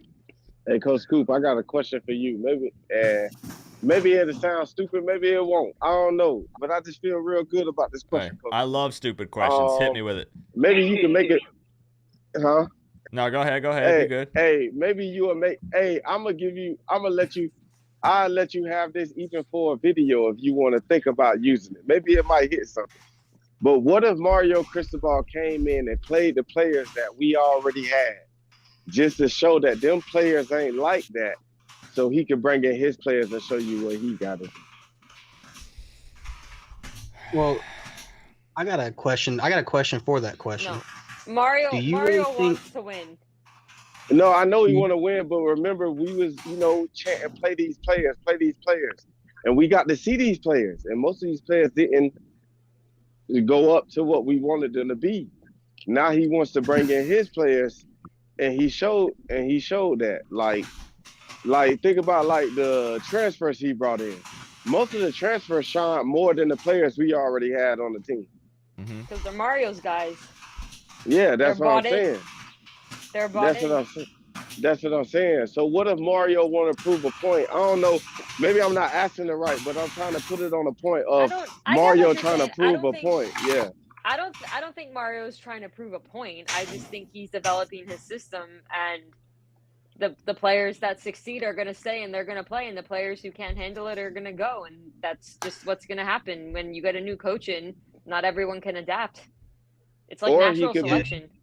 Or he could be there showing that that these players really wasn't about Miami the whole time. They was only here for like the fame or the money or whatever. And he's getting them out of it. Like I said, it's stupid. Like I said, it's stupid. It's just something I get stupid. where you're coming from, but It's something stupid out of this. It's not really to be serious. No, and I see what he's saying. No. He's just putting it out there. Same kind of like how I'm doing. Hey, Canes. Yeah. Their stats show why they're not here next year. Like, yeah, I've yet to see a single player with decent, like mid-grade stats leave. They're all like, I've been here for 3 years and I've made 4 tackles and I'm upset I haven't started more. Like, this is what Can I fill you in with something?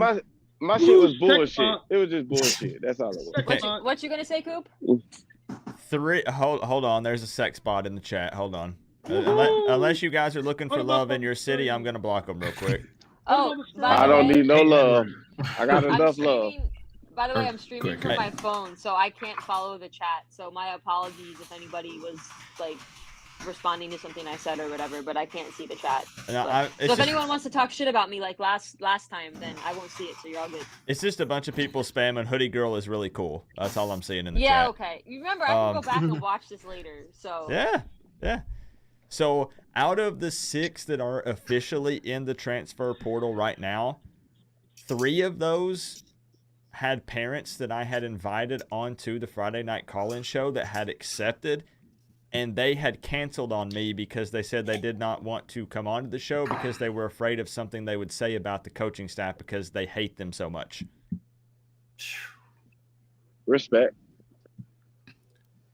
Yeah. Hey, real quick, Edward, not change subject. I have one more question for you. I'm so intrigued. And don't take any disrespect to them out to say. You guys just like shit the bed spectacularly, okay, against South Carolina.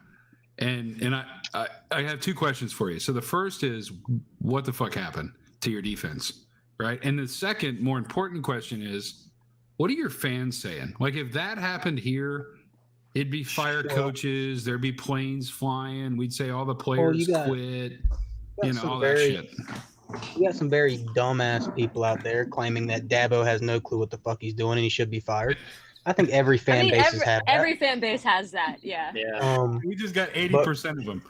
Oh my God, here's the 80%. Was Andrew Makuba got burnt like 3 times for a touchdown where, I mean, he hustled back and stopped one, so I said say 2. But he got caught looking and got put in a bad situation, which is on him. It wasn't a bad defensive call. It was just he was out of position and got torched. And they had a verbal disagreement on the sideline with him. Like they broke it up because it was about to get the defense. The linebackers were about to beat him up pretty much because he was giving up big plays. But 2, our offensive coordinator, if you look at the game, we had 37 rushes for 288 yards, and Will Shipley had 15 carries for 132, which is 8.8 yards a carry. We had 6.4 yards a carry. And at 3 minutes and 40 seconds left in the third quarter, we just stopped running the ball. And our offensive coordinator said, let's pass the ball. And DJ threw the ball, 8 for 29, 28 for 99 yards and interception. So our offensive coordinator said, let's stop running the ball, which South Carolina can't stop. We were up 9 running the ball. And then magically went to passing the ball and cost us the game. And 2 fumbles on special teams kind of really fucked us. One was on our 20-yard line. Phil Maffa fumbled a punt after a safety and gave it to him on the 20, so that was pretty much automatic points. And the other one was Antonio Williams, our star freshman receiver, fumbled on the 50-yard line with 2 minutes left in the fourth quarter, which we could have went down and kicked a field goal with BT Potter to win the game. So we still had a chance to win the game, but really, if we would have just ran the ball, we would have killed South Carolina. He just completely stopped running the ball, which that's what angered me the most. So how do you have something that is winning, that is successful, and you say, nah, I need to get my quarterback going? Because in our press game conference, and this is why I really dislike Brandon Streeter now, is in the presser, he goes, it wasn't on DJ, it was on the other kids. He took no blame for anything that happened in that game, and you're the offensive leader, and you blamed the kids on the field instead of blaming your shitty play calling. Because you had a winning, Will Shipley even kind of called him out. Said, yeah, I don't know why we stopped running the ball. They couldn't stop me all game. Kid ran for 8.8 yards a carry, and he had 12 rushes in the first half. He touched the ball 3 times in the second half. We just handed them the game. With Chris's question, though, are Clemson fans on social media and stuff calling for Dabo's head, or is that not? No, just okay. Yeah. If you go to tigernet.com, sure, that place is a cesspool of just terrible people that only want everyone fired. I think it's a great question. Every fan base has that though, because I follow the message board genius guy on Twitter, and he's always posting shit about fan meltdowns on the message boards when their team's losing. And all of these programs have those fans that call for people's heads because they lose one game. Yeah, but see, and I always wonder if it's more so with Miami fans or if it's just because I'm a Miami fan and that's what I focus on and see online, right? It's because you're a Miami fan and that's what you're following. That's what I figured. See, there's one guy on Twitter that a lot of people follow. I can't remember his name off the top. And he said yesterday, man, we just got to remember Dabo is now Jimbo Fisher. And it's bro, that's the most retarded or moronic thing to ever say, because Jimbo's on average losing 4 games a year. Dabo's on average losing 1. We've had 2 seasons where we lost 3. One season where we lost 3 games last year, and we've lost 2 this year. People would love a 10-win season,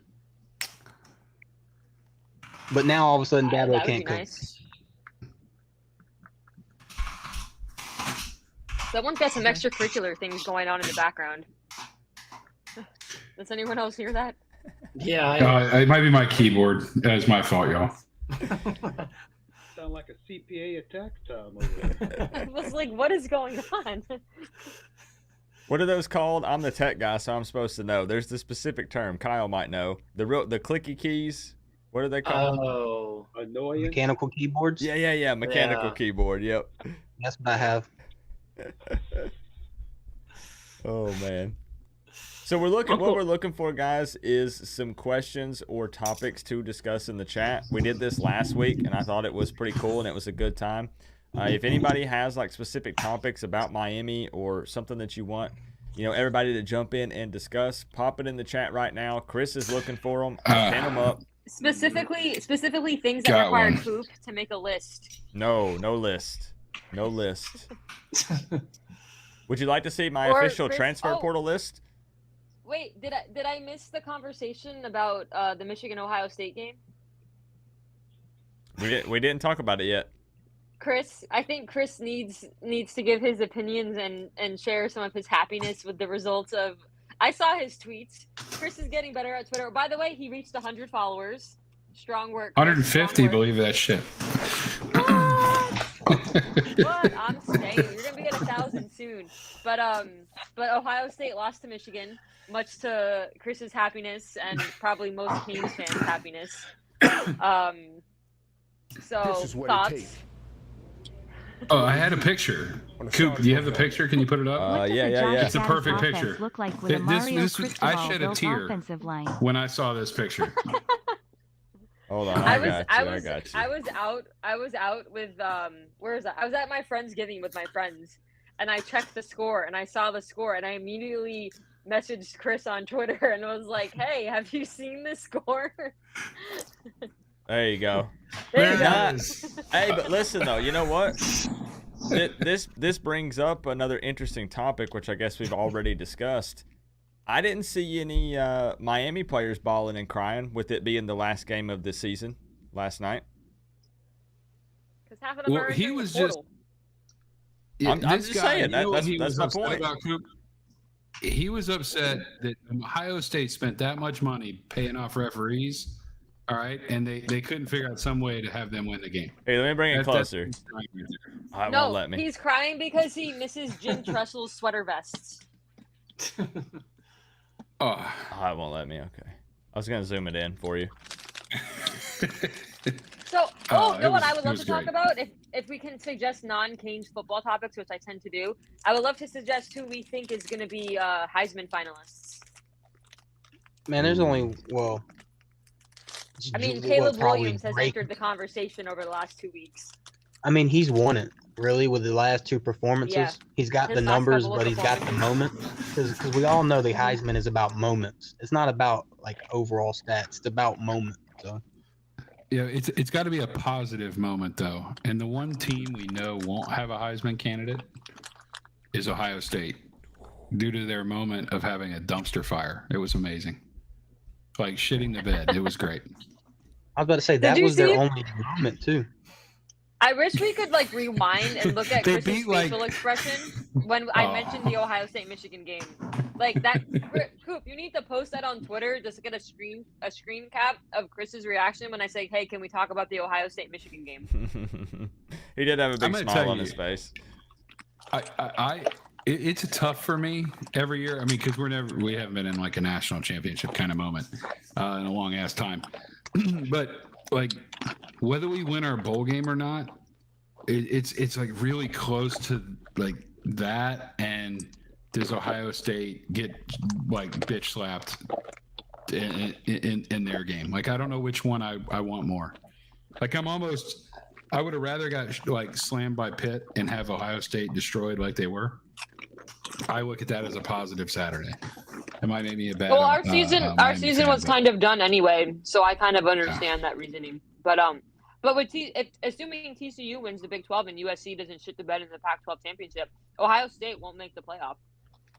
Oh, now I almost want them to get in because I'm curious what a good team. Because I still think Michigan has beat like 12 high school teams this year, and so I want to see Georgia put up like 75 on the Ohio high school Ohio State defense. Absolutely, that would almost be fun to watch. So has anybody changed their mind on potential national championship winning team after this week? Georgia. Yeah. Michigan. Hey, y'all might not agree, but I got USC. Bro, I got money on USC. LSU, man. Bro, I'm only saying. I'm rooting. Georgia to lose. Dude, I'm only saying that because I have money on them. That's the only reason. Hey, and I did throw I sponsored somebody, Coop, their question, by the way. I got you. Just I got make it. sure you saw it. Yep, Okay. I got it pinned up right there. now. I just want to make sure you saw it. USC is their defense is so Swiss cheese that every offense they play against is going to be in the game. But hey, if they can keep matching them score for score and find a way to that's stay the in problem. it. When you get down to that nitty gritty, are you going to run into a defense? Because realistically, they might see Georgia in the first game, depending on if they're number 2. Because more than likely, Michigan's going to be 2. Oh, I mean, realistically, Georgia destroys them. Honestly, I put $15. I mean, unless that Yeah, offense yeah. is really it, they're gonna have a problem with Georgia. I put $15 on USC to win the Natty like a month ago, and the payout's like $600 or $800. So I'm just hoping and praying. I don't think it'll actually happen, but Lincoln Riley has had a problem with every team in the playoffs. It's not just the SEC. Clemson smacked him twice in the playoffs. So let's jump into this first question here that's came through. I do need to give a shout out to Lakers All Day Dope, who sent $4.99 earlier in the stream. And he was asking how we felt about Sean Payton for OC and Brian Flores as DC. That'll never happen. Yeah. Are they letting Flores in Miami? Flores was a good coach. We doing great with the Dolphins right now. Okay. All right. So then, I'm not a Dolphins fan. If Peyton's that darn bored, I mean, but again,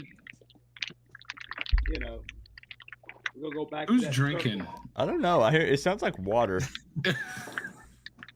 I don't know where it's coming from.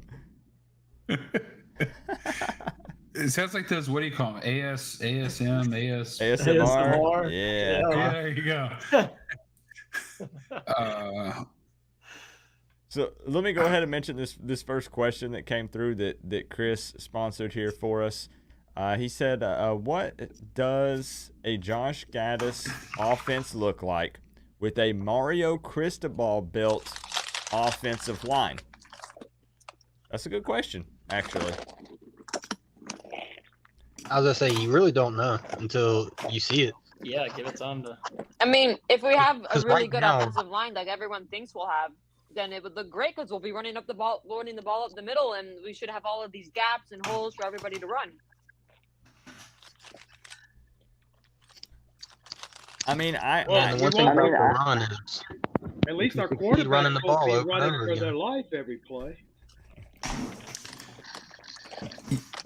All right, so if you look at the games where we didn't get destroyed, like, and I think it was more early on. Oh my God, AMSR or whatever. Those chips sound so good, Mel. Is that Miss Vicky's? And I was doing it earlier, so I can't say anything. I'm sorry. I've been here since 3 o'clock in the afternoon. I'm hungry. You're good. You're good. So shit. What was I just saying? Oh, damn it. Whoa. Karma's a bitch. Karma is a bitch. To where to you on the side of your helmet. From Rocky, Talking compare about what recruiting Gattis' classes offense over would the look past like 5 with years an at O-line Miami built by to anybody Mario. Power 5, and as relates to our current roster Oh, predicament. damn it. Somebody had said something I was responding to, so I'm going to shut up because I totally forgot what I was saying. Thank you for the chips, Mel. That's my chips giving you karma for this is my dinner, okay? But I mean, there is one surefire way to find out, right? Give it time. We keep Let him stay. we keep Gattis around for a couple more years. Let's see what it looks like. Yeah. All right, I remember what I was going to say. Okay, so if you look at the I think we saw Texas A&M, and I think we played UNC after A&M, right? If I remember correctly. No, think that so, wasn't it MTSU or no? It was MTSU and then UNC. MTSU bye and then UNC. Yeah. Okay, so all 3 of those games. Well, you know what? I don't want to speak out of my ass on the MTSU thing. Well, I will. All 3 of those games, if you take out 3 plays on the MTSU game, all 3 I think are what Gattis / Mario wants to see, and it's a controlling time and possession, methodical, go up the field type offense. And I think if you look at all 3 of those games, I believe we won in every stat. Again, you got to take the 3 broken plays out of the MTSU game out of the equation, right? I think we beat those teams by every stat, right? It's just they really struggled getting in the end zone for touchdowns versus field goals. That was the story of the first half of our season But I think that's the best look at the offense he's trying to build, right? And what we would see with an O-line that was actually not shattered like it was this year is that methodical, suck up a bunch of time, run to open up the pass type offense. And while it's not flashy, it had good success. Again, we lost the games, but we outproduced in, I think, every stat. All three of those teams, obviously, we should have destroyed MTSU, and more talking UNC and A&M there. So, and anybody who wants to talk shit about A&M, look what their last game of the season. Just saying. Now, this is just an honest question from me because I really solely focus on Miami and the opponents that we play. I don't honestly get that much time to check out too many other games around the country. So I don't even know exactly what Michigan looks like right now and what they're running. But my question is there any other team in the country right now that runs a similar style of offense that is having success? This is just an honest question because I don't get to watch a lot of other games. Like pretty much every offense that's having, like, isn't that pretty indicative of Alabama, Clemson, but like Georgia? And they're running similar to what Gattis is trying to implement?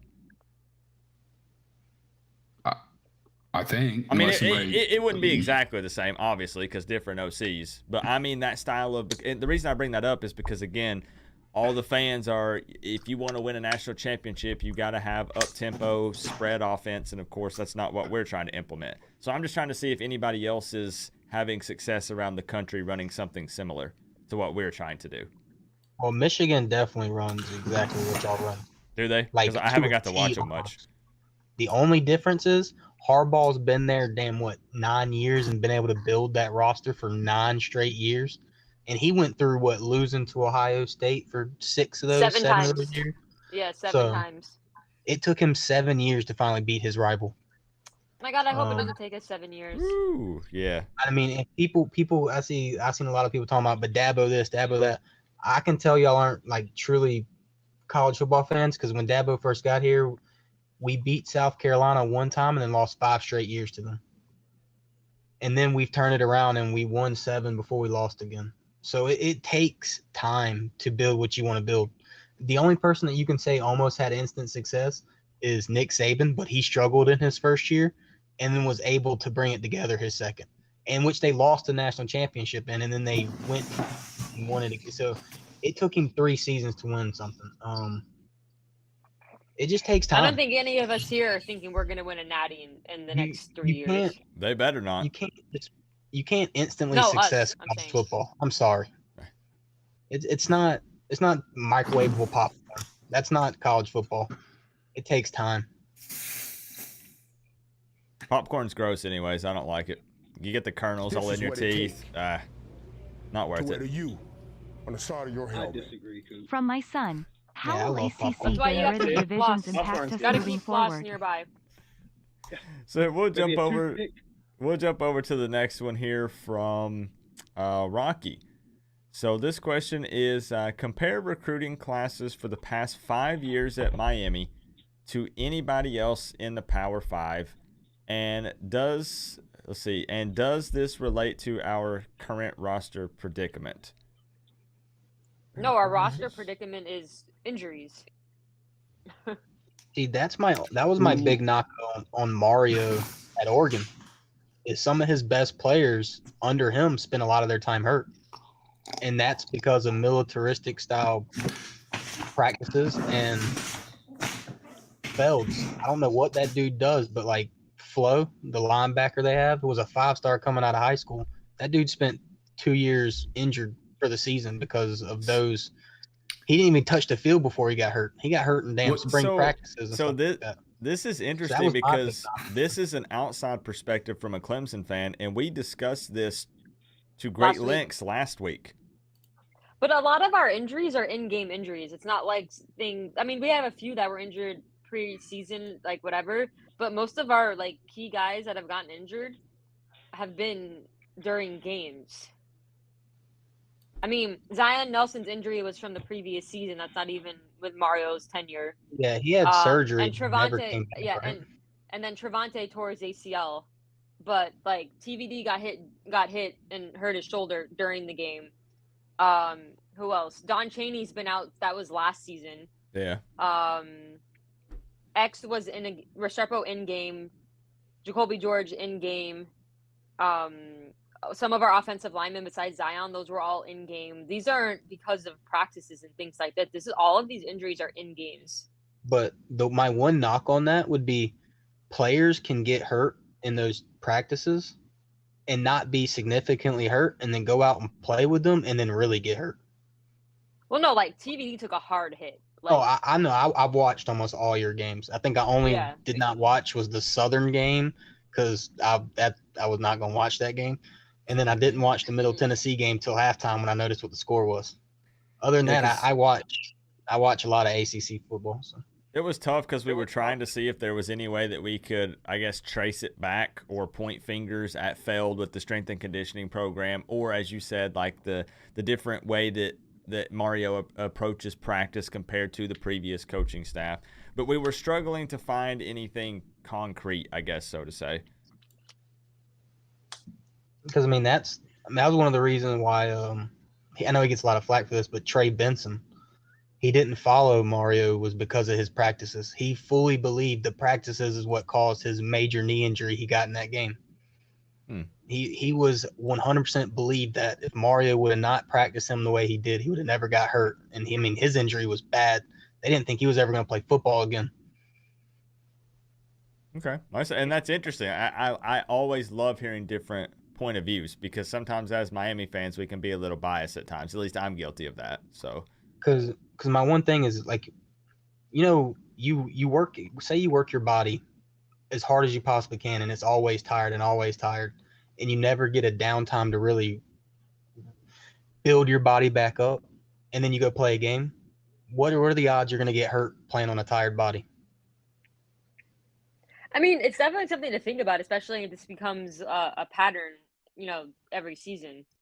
But like I said, a few of our key guys that were out from last season, and then obviously we've had some injuries this season. But like, if it's something that continues into next season and the season after, it's definitely something to consider for sure. It would be another scenario where we would need to revisit this question in like 3 to 5 years and see if we're continuing to see the same things happening over and over. When it takes me back to strength and conditioning has nothing to do with your thumbs. Oh no, 100%. Right, that was the video games. Remember? That was a question. That was a thing from last week where I'm like, strength and conditioning has nothing to do with a guy breaking his thumb in game. So it looks like we also have a question from Chris's son. So Chris's son is hanging out with us tonight. All right. Have you not gotten him a subscription yet, Chris? I need to. It won't let me gift it unless it's random. So I guess I'll figure that out. Yeah, I think it is randomized actually, which maybe they'll fix that at some point. Wait, to gift the subscription, you have to just gives it to a random person? Yep. It picks random people. That's weird. So yeah, I wondered. So I did 10 yesterday. I was wondering how many FSU fans or Florida fans I gifted a freaking sub to. It was at least 1 or 2, actually. My wife got one. I just hit a month because it charged my credit card for the monthly subscription, and I was like, oh, hey, look at that. It's been a month. So Chris's son wants to know, how will the ACC getting rid of divisions impact Miami moving forward? It's going to make life harder to make the ACC championship game because everybody knows the Coastal was weaker than the Atlantic. That's just brutal honesty. I honestly don't think there's any other way to answer that question other than that. I mean, when they're taking the number 1 and number 2 team at the top of the ACC, we're over here consistently competing with, Clemson to get in. I hate to say it, but Florida State to get in. Florida State. NC State. UNC. I mean, it definitely makes life much, much tougher for us. Mm-hmm. Yeah, and unless North Carolina just turns around and Drake May becomes a pumpkin next year, that boy's developed the ball yet again. And if he's going to be hard to get by. I don't. When you play them, defense? shoot, if they do, it's going to be crazy because right now they're proving they don't even need one in this conference. And when you look at, I know but that they lost to Georgia Tech. I know we've looked at this before. I don't know how that happened when they were up by that much, but that's Drake May. I'm not going to say y'all put the blueprint out on Drake May. A lot of people don't want to give y'all credit on that. Y'all were able in that second half rattle him. Y'all got to him over and over again, and you almost made him cost you. Like if TVD didn't throw that pick, y'all probably would have beat them. Yeah, we played them close. We beat them in a lot of the statistical categories. If you just look at the stats, people probably would have thought that Miami won that game besides looking at the score. But if you look at the rest of the stats, that was exactly I was in the stands for that one. Same thing Georgia Tech did is in that second half when I don't even know how they came back in that game, but in that second half, they just did the same thing. They said, okay, we're going to play contained defense on the outside, set the edges, don't let him run, and then we're going to blitz up the middle in the A gap and just let him see pressure all game. And he couldn't do nothing in that second half. He just sat there in that pocket and got sacked, rolled out, made bad throws. It was bad. Well, what do y'all think? We beat Georgia Tech, so we take that. We take that W. Oh yeah. I put up our 2023 schedule on the screen. What do you guys think about Miami compared to this year? Is this a tougher schedule? I mean, we get A&M at home. Look at the tail end of the schedule here. Clemson at Hard Rock, Louisville at Hard Rock, and then NC State. Whoo! It's winnable. I honestly 12-0. That's probably about the same. Because like most of our hardest games this year were away. At least a lot of our hard games are going to be at home next season. Like, and my one Clemson comes to us. About that is y'all's home field advantage don't really matter. It's sad that's the fact. I'm just saying. Home field advantage will happen when we're winning. And I mean, and even for big games, like the stadium was packed for the FSU game until we were down like 40. But the atmosphere, and Coop will tell you because he was there, the atmosphere before game was insane. Oh, it was crazy. And these are the things. These are the things that can be when we start winning and fans will show up to more games. I have season tickets. I go to most of the games. I think I missed 2 games this season, but my seats were filled. I gave my tickets to friends. They went.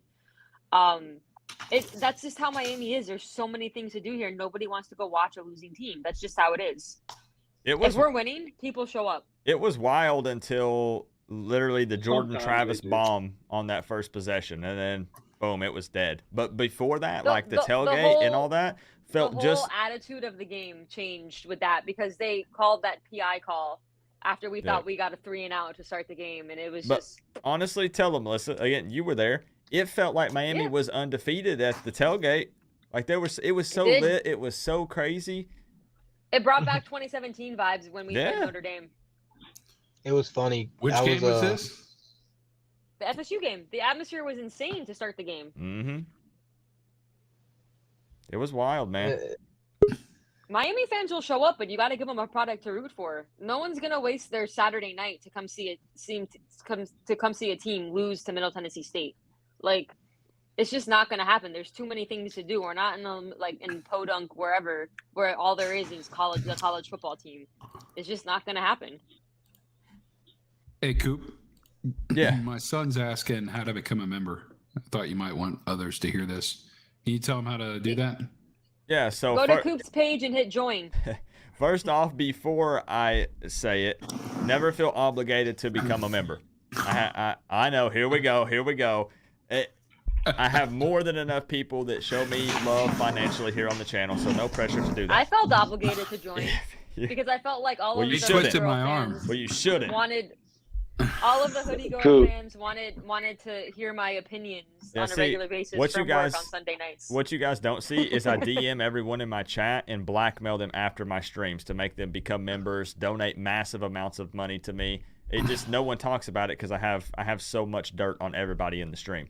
But if you do want to become a member, there's a join button beside the subscribe button. If it's not there, because on some devices it's not, there's a link in the description you can click that can take you to become a member also. Fire me and put me out of my misery. I became a member just so I could be on these chats. I think I joined like midstream one night. But that is a perk of being a member is you can jump in on these streams and be on the live video feed, be in the hangout. And then I'm still planning I know that I promised a lot of stuff and I didn't deliver on everything during the season, but I'm telling you guys, I still have some really cool stuff planned in the off season that involves some players and coaches and stuff. So Becoming if you become a member, then we'll have more people on the screen, and then you don't have to stare at me, Chris, and Jordan every single Sunday night. Hold on. I added myself up in here. I put my face up in here. How y'all doing? There you go. See, I was gonna say you gotta put a face what's up, up there. man? Otherwise... How y'all doing, man? How y'all What's doing? up, How dude? y'all doing?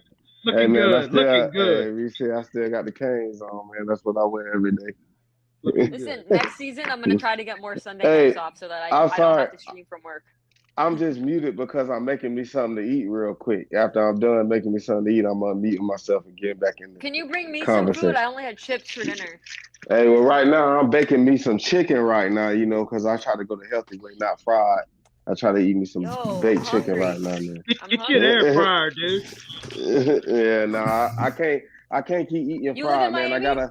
I live in Orlando, Florida, man. I'm from Florida, man, but you're not even close to come drop off some chicken at the hospital here, man. Yeah, no, I'm out here in Orlando right now, man. Yeah. So I do want to add, and I know exactly who this is, but we'll pretend like it's the real deal. We have a $5 donation from Ed Reed. 5 rings. I hope he didn't hear what I said. He said, 5 rings the you, fire me and put me out of my misery. Thank you for the 5, Ed Reed. Appreciate that. Yeah, I want to take this opportunity to express my disappointment in Coop. You let me down in a big way, man, because I hit you up on Twitter and begged you to crawl out of the trash can in an Ohio State uniform. You did. And you didn't do it. And Chris learned how to tweet just so he could do that. Well, no. I learned how to tweet to get you to 1,000, and then if I were you, I would posted my Twitter. And I would pull your membership and unsubscribe from my channel. That's what I would do. Yeah, but the thing is, that garbage can kicks Coop's ass every time. Did you see the thumbnail for the walking and venting? I lifted it up above my head for the thumbnail. I was bench pressing that thing. But if you had fallen and started crying, it would have been perfect. You would have been just like the Ohio State player in the picture. He wanted to. There it is. Hey, David Gaffney, new Canes fan member. Hey, let's get a nice warm welcome for David. Hey, David, you just unlocked these streams. If you want to jump in, just check the community tab. Can our Brady Bunch thing really handle 2 Gaffneys? I mean, Probably see he's the center square tonight, so.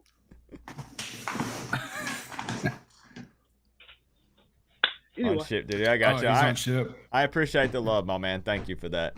We'll get you on here sometime.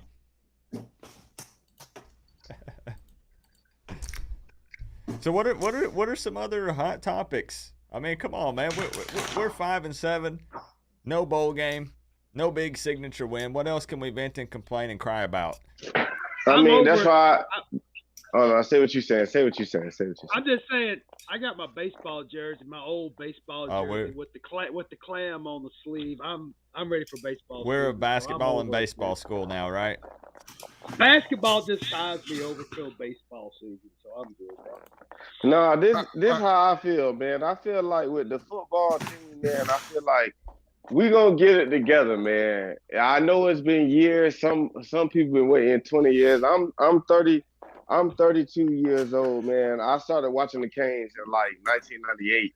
My family, my family is, and I was 8 years old when I started watching the Canes. So, my family is all Florida State and Florida Gator fans. It's literally only 2 of us that's Miami Hurricane fans. That's me and my cousin AJ. We the only ones that's Miami Hurricane fans and holding it out. And understand, I got a call to Florida State, the state night from my cousin Elise, because she a Florida State fan. She wanted to talk junk and say that they own us. I heard all that. I've been hearing that. I ain't gonna lie, I love it. I'm a real college football fan, man. So I love the rivalry. I love the trash talk. it makes you feel good. But how I feel with Miami, I know a lot of people probably don't got hopes because of what this year got. But for some reason, I'm saying it right now in 2022, 2023. I'm not saying we going to an ACC championship. I'm not saying we're going to a national championship. But what I'm saying to y'all is 2023, we're going to start actually having an identity. Okay, First, you got to get an identity before you can go to a championship. So then let's see who we are. Let me ask this then, because I want to gauge and see where everyone stands, because I have a feeling it's going to be very different. What are the real expectations for 2023 when it comes to wins?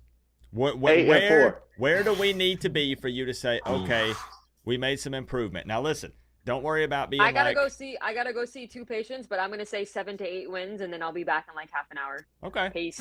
All right, realistic. Okay, I like that. Now, look, there's so many variables, right? Like, will Coop, will we have to show improvement in this category? I'm talking about strictly wins and losses. How many games do the Canes have to win next year? And I know also, gosh, there's so many disclaimers. Well, Coop, it depends on which games it is we win and lose. Just wins and losses. What's the expectation next year? Well, with me, can you pull the schedule up? Well, with me, I'm just saying this. With me, regardless of the schedule, I believe if we could go 8-4, that'll be an improvement, and it'll be a showing of what we can do in the following years. I'm not expecting 2023 to be a championship year. That's what I feel. Here's my question though, Coop, can you do little check marks or any kind of graphical anything on these things? I don't care if it's like a highlight or a. I'm just wondering, like, to the family too. Just don't make a list. If you can do this without making a list, we'll be okay. Here. I got you. Let me open it in something else, and I can absolutely draw on it. I got you. Cool, man. Because I think if we look at 8 wins next year, that would be pretty. I believe we get 8 wins. I believe we get up to 8 wins. Okay. Where's that schedule again? It's coming up. He's getting in the format. Bingo. Well, I know the first. No, please go ahead, Chris. I interrupted you one time. Go ahead. Okay. No, that's. What is that? Kane's talking. I'm sorry. No, I was just saying. I know the first win we winning because it's about name. I'm just saying that. Yeah, we should win. They're not as good as Middle Tennessee, are they? We got everybody scared of Middle Tennessee down there. What's going on? I'm kidding. Yeah, no, we got game 1. We're together on that. Okay, so what are we doing? We're just marking them off. Yeah, I'm just curious. Like, okay. Let's look at 8. Like, maybe we go through the one. So let's go through the list and see like the automatic no way we lose. Okay, Miami, Ohio, W, right? Yeah. Yep, W. Okay. Yeah. The Aggies, who just beat LSU the way that ain't automatic. It don't matter. Skip that one. The way that they but I still got my say so on it. I don't care. I can get attacked. I don't care. With Texas A&M, the way that we played them last year, this year, we'll beat them. Yeah, but hang on, real quick. Yeah, just let's not go through the ones that are like maybes right now. Let's just go through the automatic wins. I'm trying to figure out how we bracket into 8 wins. Okay, right? Temple. Temple is a win. Temple's a win. Georgia Temple's a win. Okay. Virginia. Oh wait, no, you wasn't wrong. You wasn't wrong, Coop. You wasn't wrong. Put the W back at Florida State. No, sir. Put the W back at Florida State. It hurts my heart, trust me. But and that's at Doak. That's gonna be really forget Florida State, y'all. Forget them, man. Forget them, man. I don't think you put Georgia Tech in that either because they beat some teams they weren't supposed to beat this year. They're kind of an unknown right now. Yeah, but the way we did them this year, it doesn't matter. The way we did them this year, even though they beat them teams, that's a win right there. The Georgia Tech's a win. All right, so you guys all think I actually Georgia Tech's an automatic? They're gonna have. They're gonna I have. think so. Yeah, I think so also. New head they coach. just hired. They just hired Tulane's head coach. I honestly don't know what that looks like because if you in any Tulane games, his offense that he subscribes by is very prolific, high flying. So, and with Virginia, how I feel like we'll get that win only because I feel like after the complications of this year, rest in peace to the 3 wide receivers, like situation. I just feel like their football team still gonna need another year. I feel like Virginia's still gonna need another year. I believe we got that win right there too. What about Louisville? I don't know. With how Virginia played y'all so tough this year, I don't even know if that's. I don't know how you mark it as an automatic. They just whooped the shit out of us. Can I be honest? That's the only W's I have locked in. Yeah, Boston College and Louisville would be the only other two. No, NC State's gonna have Finley back or whatever. No, listen, I'm not saying we lose the rest, bro. I'm not saying we lose the rest of them, but you're telling me you want me to lock in any other dub on that schedule right there, like locked in, guaranteed win. Honestly, guaranteed. I believe Boston College is winning guaranteed. Don't we? Boston College had more than y'all had. They lost all 5 starting offensive linemen to the NFL. Came into this year and lost all 5 starting offensive linemen to injury. Them boys were starting defensive linemen at offensive guard and right tackle. That's how hurt they were on the offensive line. So they like the same as us. They like the same as us. We was hurt. Played better than.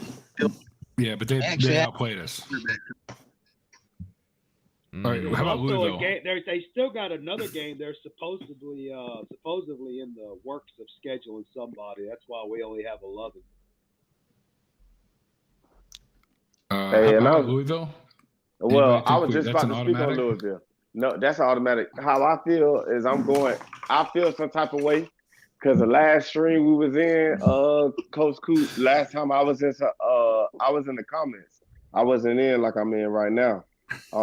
In the comments last Sunday, you had a Louisville fan in your comments just trashing Kane. Yeah. So for that Louisville fan, I know that's a win. But look, because the last 2 times, no, but I'm not just saying it for the fan. But the last 2 times we played Louisville, what happened? That's all I gotta say. Man, no, they beat Wake Forest this year. They beat Pitt, and they only lost to Florida State by 3. Yeah, okay. I'm sorry. You're right. So we got 3. We got 3 automatic wins, man. And we want to. I'm just saying, maybe I got more high hopes. Maybe I got more high hopes for the Canes Don't next drink year. the Kool-Aid, bro. But it's high. No, in I'm sugar. not drinking it. No, it's just that I know. I just feel this feeling that Mario Cristobal is at. I just feel the energy. I just know. I don't know. Maybe I'm different. I just feel the energy that Mario Cristobal bringing in for these games. Look, man. Hey, and I feel like it's gonna be different. Let's just look at top 15 teams on this schedule. No, but like I said, I'm not saying. Like I said, I'm not saying we're a national championship winning team. I'm not saying we're an ACC championship winning team. Look, I'm just saying that I just feel like the Canes is gonna do something. They're gonna show their identity next year. No, look, man. And listen, let me just say this. I feel you. Like I actually respect the positivity, and I'm just kind of giving you a hard time because at the end of the day, we don't know where we're gonna stand. It's September 2nd next year, or any of these other teams, honestly. The departures with the transfer portal, how many guys actually stick in this recruiting class and commit, which coaches are around, which ones aren't. So, I mean, I get it. It's just I am worried that too many fans are going to, after the 23 class comes in, we make some changes, then it starts the 10, 11, 12 win season next year. That's the only thing I'm worried about. What are you getting? If you look at the legit top 15 teams on this schedule, you got A&M, unless they – I mean, I can only assume the dollar is being thrown. They're going to, like, fix their shit next year. Mm-hmm. Yeah. Florida State, fucking pains me to say that more than you know. I think North Carolina is a really good fucking team. They don't lose their quarterback, do they? Is he a senior? No, he's a freshman. Okay, there you go. Oh, Jesus Christ. All right, there you go. We got Clemson. Holy shit. And then what's his name? The NC State guy that was hurt. I think NC State was a legit top 12 team. Leary. When he comes back, dude, we got 1, 2, 3, 4, 5 top 15 teams we're playing next year. And there's a good like- chance that Like I Cunningham- said, I give us 8-4. That's all I NC give us. I give us 8-4. Hold I give up. And A&M, 8-4. I don't know about Louisville. I can't say Louisville. No, I'm can't saying say 8-4. I believe we lose 4 games and we win 8. I believe we lose 4. Coop. Look, that's 5 and 7, bro. No, Bro, that's 5 and 7. Take that L off of Nah. Florida State. Nah, We're gonna take beat that- Florida State. Yeah, take that L off of Look, Louisville too. Hey, you guys are Listen. talking with hopes and dreams right now. No, I'm not talking about hopes and We are dreams. going to beat Florida I'm with State. Chris. What makes y'all Fuck, believe that I we mean- are? No, I just had a serious question. What makes y'all believe that we'll lose to Louisville when we beat them, regardless how bad we do? Hey, I'm not on the same page Like- with Louisville. The other Like- ones, Louisville, Okay, we should okay, win okay. that game. Okay, Well, so my problem with Louisville is one, Cunningham could come back for his COVID year. So what? We beat them with Two. Cunningham. hey, wait. Do me a favor, Two. Coop.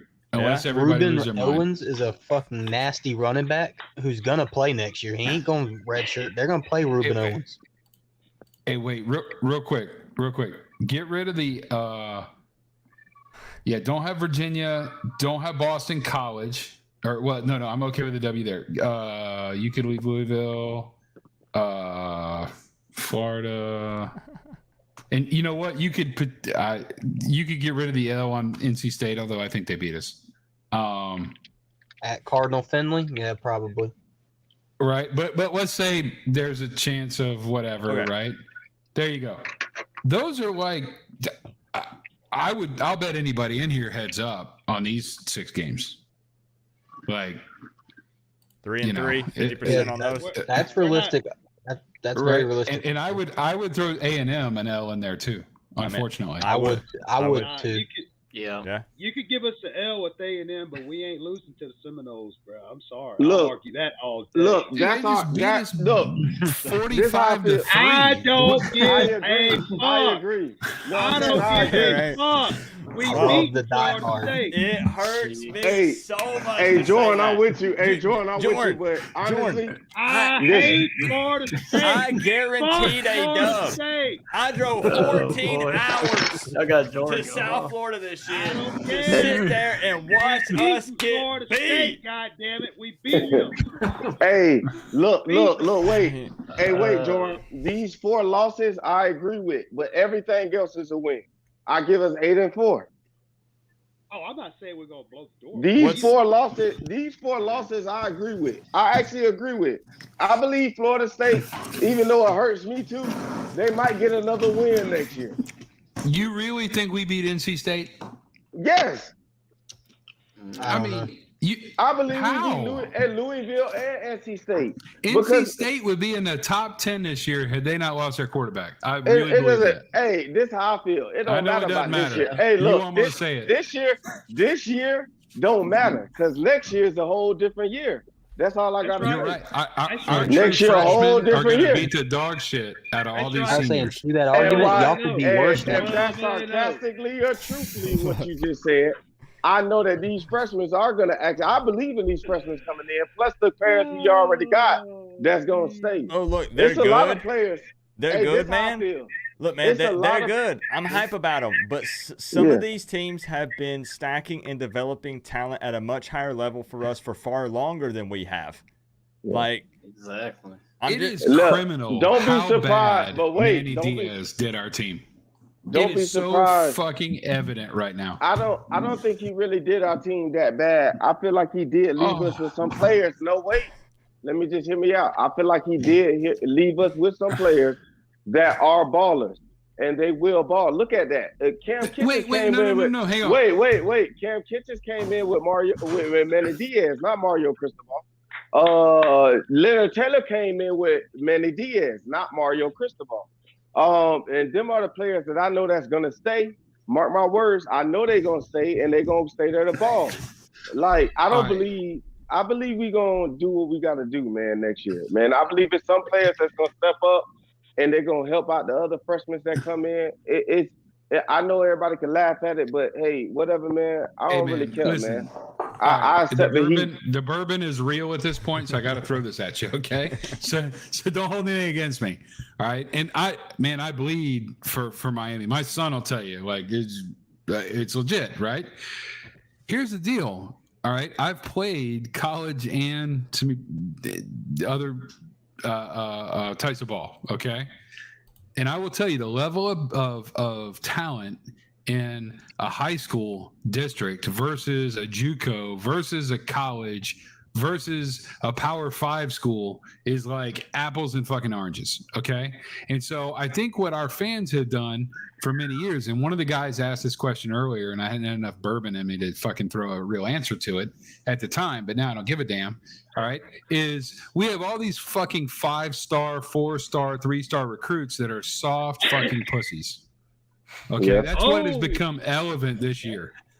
But how Right? many? How many can you say? Hey, they were amazing at beating up on their little He's high not school wrong. fucking their high school teammates. He's not wrong. The other high school teams they're playing. But they got into this, and all of a sudden, I mean, I'm going to tell you, man, when I got into college ball, I'm going to tell you, look, I went into college. I went to school, which is what the main thing's supposed to be. My fucking class schedule was from 9 a.m. to noon. And this is baseball. This isn't even football, okay? I had practice from 1 to 6 p.m. At the end of practice, we ran 30 poles. That's foul pole to foul pole for non-baseball players. We did 150 push-ups and these leg throws, 150 of those. Then we ran 4 miles. Then we ate. Then we hit the fucking gym. And somehow, when we got done at midnight, we were supposed to go study and put our academics first, right? Like that. You can't even compare high school to that. So, long story short, man, like we got a bunch of people that don't want to work. That's what it is. I mean, that. Mario said it, right? He came out and he said, and he's, bless his heart, he's trying to be as transparent as he can. He's like, look, there are players that we sit down with and the conversation says you're not invited to come back. And all these fucking people that are leaving right now that have 7 plays to their name over 3 seasons, right? Regardless what their mother says, right? They either can't hack it mentally, physically, or they fucking suck. And they were overrated and we did a shitty job of recruiting them. Okay? Yeah, and I agree I agree with you, Chris. I agree with you on that. Man. And that's what I was saying. No, but that's what I was saying. So next year, the players that do want to stay and are willing to work and are willing to put in that effort to get where this team would need to be at, that's where I'm trying to tell you. I'm just saying that I feel like these boys is going to show something different next year. That's all I'm saying. I wasn't saying, yeah, that's it. That's it. I realistically see 6 or 7 wins probably next year. Real quick, Canes, I'm in total agreement with you. You know what we're going to see different? We're going to see people that fucking bust their ass and are all in. That's what we should really hold a crystal ball accountable to. Do we have a team that's busting ass, not quitting, all that bullshit, right? But I'm telling you, man, when you look at like the size difference between a true freshman offensive or defensive lineman and a junior, like there is an advancement that's got to happen. And I just, as big a fan as I am, I'm not going to sit here, right, and say, because I know where this heads. Mm-hmm. I'm not going to say fly the fucking planes with the fire, all the coaches shit behind them when we don't win 8 or 9 games next year. When I really see, when I line this up, we got 5 top 15 programs we got to play next year. And those I got to be careful.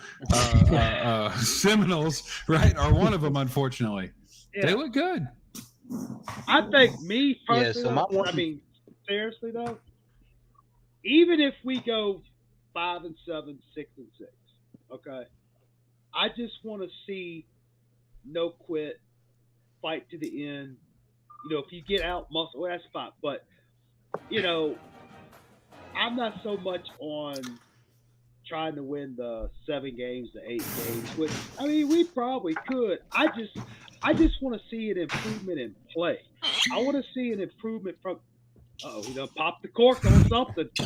I took a picture of this bottle. The 4 roses, yeah. But I just want to see an improvement, a progression from both the coaching staff and the players. That's all I want to see. I just want to see. But hey, Jordan, and I'll shut up. I swear to God after this. Jordan, outside of recruiting and starting to build a foundation this year and next year, how the hell do we see some of that when we're playing true freshmen up against juniors and seniors? Well, right? Like, I mean, how does it manifest itself on a field? They're going to try really hard and get their ass beat. But they're going to try hard. You can't really say that. You can't really say that because there's some players that come out there and them boys are ball. Like, you can't really say that off rip. If we had Alabama, if we had Alabama on this schedule, would you say the same thing? We can't say that our true freshmen won't beat them. That's one single team. I'm talking about overall. That's one single team. I'm talking about overall. Yes, if we go 6-6, I agree with Jordan. If we go 6-6, I still want to see a fight. I still want to see something that shows me that, hey, we have something. And it still needs some building time. But you can't say that these players, even if they just come into the college league, can't go out there and shine and actually win a game. You can't say that. Or at least be able to tackle. Yeah, you can't say. You got to at least. Just the basic catch, run, tackle, just that right there. Not have bodies falling all over the place like we. I think though, but see though, here's the thing though, and maybe I'm just trying to look at the negative side of it, but I see Chris's point of view of, let's say we bring in, I'm just throwing a random number out there, I don't know, 10, 15 recruits, whatever. How many of those guys, historically speaking, when looking at Miami or other programs, come out and are impact players week in and week out? I mean, you can see up to like 5. You might have what? 4? 3? I say 4 or 5. You can see up to 4 or 5. Because in my opinion, Ray's going to play, right? That kid Clemson wanted him and I wanted him, and he's the only player I've ever was actually hurt about leaving because I really wanted that kid on my team. That kid's going to play. And if he doesn't play, your coaching staff has no clue what the hell they're doing. Because that kid is the most dynamic player with the ball in his hands that I have ever seen besides like Tutu Atwell. That kid's electric.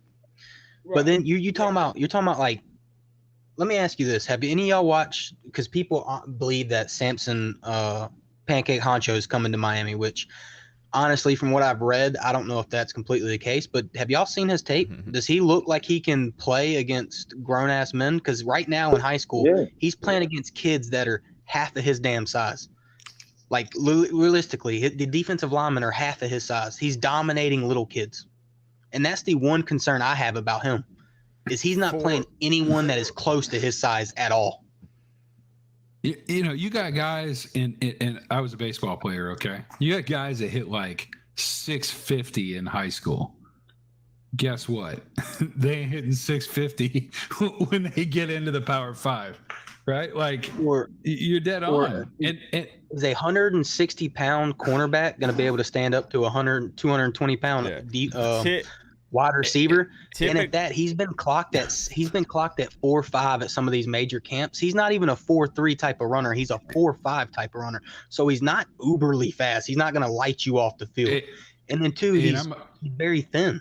His body doesn't even look like he can put on 20 pounds and would like actually, he looks like he's going to play at 170. And that's just who he is. Yeah.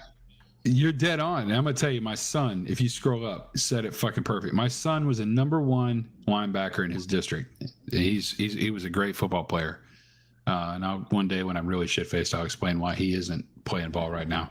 Oh, scroll down a little bit. You missed it.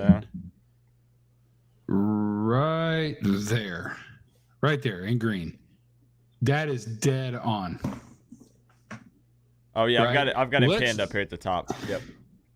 Right, like let's look for things like a single fucking turnover in the first quarter doesn't immediately change the entire mindset of the team, right? Like exactly, those kinds of things. Yeah, that's what I'm talking about. I'm not looking for somebody to break 60, 70-yard runs or throw for 7,000 yards a game. It's the little things like that, the little improvements like that we can build on. That's all. I mean, and see, this is honestly what I would say. if you're a realistic fan, after what I mean, I'm an outside fan, and what I saw y'all do was quit in numerous games. I mean, it was fucking bad. You quit. Yep. Y'all I had don't players. disagree. I You don't you had a disagree. couple players in the Clemson game play. As a team, y'all fucking quit. But Yep. Mesidor played his ass off. Cam Kitchens Yep. played his ass off. Yep. Y'all quit mostly in that game. Y'all quit in the Florida State game early. Yep. Pitt game Yeah. early. Oh, Y'all- speaking about the Florida State game, I don't mean to cut you off, but I just want to bring that up because that's just been on my heart. When I was watching the game, I watched them boys on TV. When we went up 21-0 on us, and it was only the second quarter, like or something like that, because it wasn't. They was up 21-0 before half.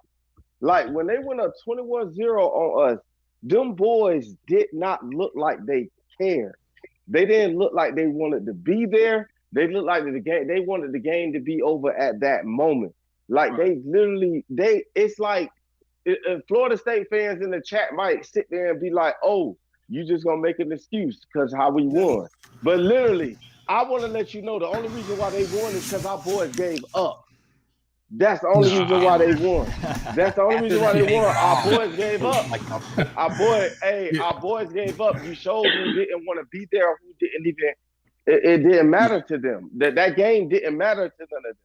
Like, hey, I'm gonna tell you, Canes, I'm with you. Two things. I'm with you, but I'm not. All right. First, I will tell you that it's ridiculous with everything we're saying. That our fans look at these fucking quitters and blame the coaches. I didn't blame the coach. Hysterical to me. I'm just saying. Like I'm watching all the chat. What that to me is hysterical. See, but I'm gonna tell you the biggest give up. Real quick, Edward. I'll shut up again. The big thing that disappointed me this year, by far. Okay, we gave up on our own seniors in that game. I mean, you know what? There were people that were trying, but some of those half-ass tackles and bullshit at the end, I don't give a shit what you think about your coaches or whatever. The fact that we gave up on our seniors in their last home game, that was criminal. And that showed me, again, it ain't a coaching issue, man. This is Manny Diaz brought in. I don't know if he either built a culture or he brought in some fucked up talent. But there's some shit to purge, and I don't think we can get rid of enough, unfortunately.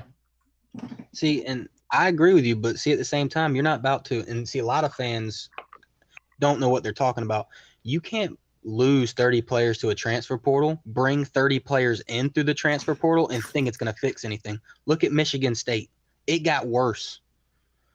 And people are going to say, "Oh, what about Southern California?" No, Edward, you're wrong there, man. You got to look at the stats, bro. The guys transferring out right now, I shit you not. Oh, and I don't have the latest ones. Like, who gives a damn if somebody comes out that played? What was it, Coop? Keep me honest. I think combined, two of the players that everybody was flipping out about had 11 tackles in 3 years. Here, there's the official list at the moment. There's nobody in it. Fad Franklin, maybe. But some of these people are saying, look, some of these people are like 30 players need to go. So you're going to add another 24 players to that list. And who's those 24 and speaking players? about that, though, I believe we should bring him back. I understand he walked out, but I believe he's a great I'm a real high Thad fan. I'm sorry. I'm a Thad fan. No, I'm a Thad fan. I see where you're coming from. I think if you walk out, if you're done, and Thad, and I get the frustration with walking out of practice and stuff, there's no way you can bring that guy back. Mm-mm. Mm-hmm. Hey, Coop, you remember I was talking about a 4-box, and I'm not going to take everybody's time, right? That's that cancer I was talking about, right? Yeah, doesn't what matter he did what is the production terrible for is. your program. It's fucking like you can't hold anybody accountable if you deal with that. His dad or mom or whoever that caused that bullshit, like we look, Mario. I have been, and look, I run a business, and I always look at this thing in business terms, right? So I look at situations where if you've ever been a manager in your career, okay, if you've ever done that, and you could like put yourself in a position where you come into a brand new team, you go to a new company, you inherit this team. you might like listen to the bullshit that people say about the individual people that work for you, but you don't really you don't take any of that really into account. Like you spend time, whether it's 2 months, 6 months, whatever, and you like understand it. And that's basically what Mario did this year. Is he listened to all the whatever, but he came in and he spent a year figuring out what the hell he really had. And he has been dead on consistent every week saying, guys, we came here and I'm not scared. I came here to fix this shit. That's what we did. All the coaching staff's on board with that. And there's going to be a process and we got to get to fucking work. And, last week he said, there's going to be people that we don't invite back. And it just, I think it's a process. And yeah. As I keep saying, do we want it to change or not? And it might even actually get worse before it gets better, which is why I keep telling people you're going to have to give it a little bit of time. People keep saying rock bottom. It's only up from here. We'll see. We'll see. But I mean, I agree with you. How are we not excited? Getting rid of cancer's got to go. I mean, I am excited, actually. Like, really, I am. That's why I keep saying. If you're a legit Canes fan? Go ahead, Coop. I'm sorry. No, I was just going to say that, again, I'm being cautiously optimistic when it comes to, like, wins and losses and this and that. But as far as the direction we are taking the program, I'm all in. I'm all in. Yeah, I laugh. I see all these fucking Florida and Florida State fans in here running their cocksuckers over what's going on. Excuse my French. But it's cool, right? How many of them, if they really went and like thought about it and like it was only between them and themselves and they'd have to repeat it out loud or admit it, would you not trade your situation and ours like immediately? We're like a year or two behind you, but look at the investments we're making versus what you got. You got a half-ass coach, and so you're getting some like, okay, whatever. But I mean, the whole school's behind what's happening here. We increased our coaching budget $30 million a year. By the way, that's 30 million reasons those people can have to make sure that whoever the hell it is running our team is the right people or are the right people. I mean, yeah. Did you record that from like the last 2 weeks and just replay it while you went to the bathroom, dude? Fuck, did I say that last week? I'm sorry, man. I'm just messing with you. Hey, how about old Bryce, man? Our new member to the hey, what's up, Bryce? Family here. What's up, guys? How y'all doing? Yo. Bryce is a good dude. I was fortunate enough to meet him at the Florida State game. Really cool dude. Yeah, I wish he was under better circumstances. I also did went to the Pitt game the other day. Let's just not talk about it. Fair. No, but see, that's my point about the season expectations. If you're even close to even knowing football, and you expect a lot more than the base level of 6-6 from what you've seen out of this team going forward, that shit, you won't win 6 games probably. That team quits like no tomorrow. So if next year that stool is there, then it might be another very bad season. But if that team has fight, you might be able to pull out a game here and there, maybe pull out the A&M game because your players are willing to actually die on the field for the University of Miami. Because what we've seen the last couple games, these players will pack their bags and go before they die on the field for that team. Can I ask a question? Go ahead. Who on here gonna be on that field next year? You really don't know. No, I'm talking about who from here that's on live right now is gonna be on that field next year. You gonna be? Yeah. What I'm saying is that we don't know how these boys. How I feel is put it like this. I'm sorry. Maybe a lot of people ain't been agreeing with me. Like for the last time I've been speaking out. Honestly, I really don't care. I'm only speaking Kane. I'm a real Kane.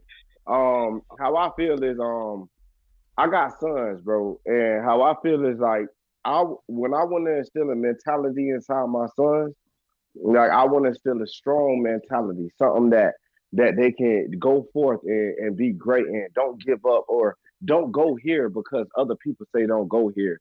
because because they feel like it ain't a good school or they not win the championship. What I feel like is I want you to go somewhere and make yourself great wherever you go. And I want you to make sure that you make a name for yourself. Don't go off of somebody else's name or because somebody else's team. In Miami Hurricanes, I want to let you know, we have history, and I know a lot of people ain't forget about that, but we got a lot of history. And right now, these boys that's coming in and the boys that are going to stay here, that are already here, are going to make that difference. So for the person, I'm sorry, that said that if you got a high expectation for over 6 wins, well, I'm sorry, I'm one of them ones. I got a high expectation over 6 wins of next year. I'm not saying 10 wins. I'm not saying 11 wins. I'm not saying we go to the championship. I think I said that like 3 times on here already. I'm not saying we going to the championship. But how I feel is that these boys is going to put on a fight next year for us that we are going to remember. Even if we go 7-5 or 8-4, they're going to give us something that for us to remember, for us to know, hey, this is where it started off at, and this is where the fight at. Because guess what? The fight ain't just with the players and the recruits coming in. Guess where the fight is at too? The fight is where the real fans are at. And are y'all there supporting these boys? Because I want to be real with you. I got sons.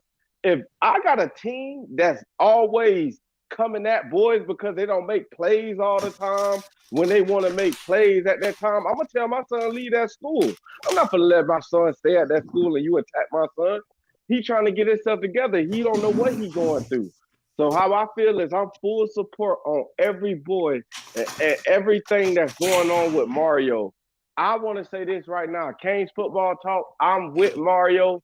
I'm with everything he got going on. I'm with Josh Gattis, even though right now this year hasn't went this year and we don't agree with his offensive play calling.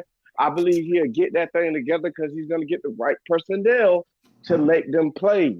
That's how I feel. I feel like I'm done with the firing. I'm with if these boys are here and they want to fight and they want to be here and coach, let them be here, man. Let's be there 100% behind them. Like I'm. Yeah, no. So if we're at 6-6 next year, I'm are you with them. still good? Yes, Hey, I'm still. If I'm at 6-6, if I'm at 6-6 next year, I'm still happy. As long as I seen the fight in my players and the coaches, not just the players and the coaches. I want fight in the coaches and the players. I want to know that they're here and they understand the fans cry because we tired of being hurt. I'm pretty sure, Coach Coop, we hurt 5-7. Come on now, we hurt. You feel me? But we don't want to be hurt no more. It's all about the fans. It's all about the coaches. It's all about the players. And yes, I understand some people don't feel like it's a big factor, but fans are a big factor to these schools right now, especially with the social media, man. Especially with that social media, man. Like, fans are the biggest factor in these players. I'm not saying fans hire and fire coaches. I'm not saying fans make recruits leave or come. No. I'm just saying fans have a factor in this thing these days. You're 100% right, because realistically, these players are on social media. That's the world we live in now.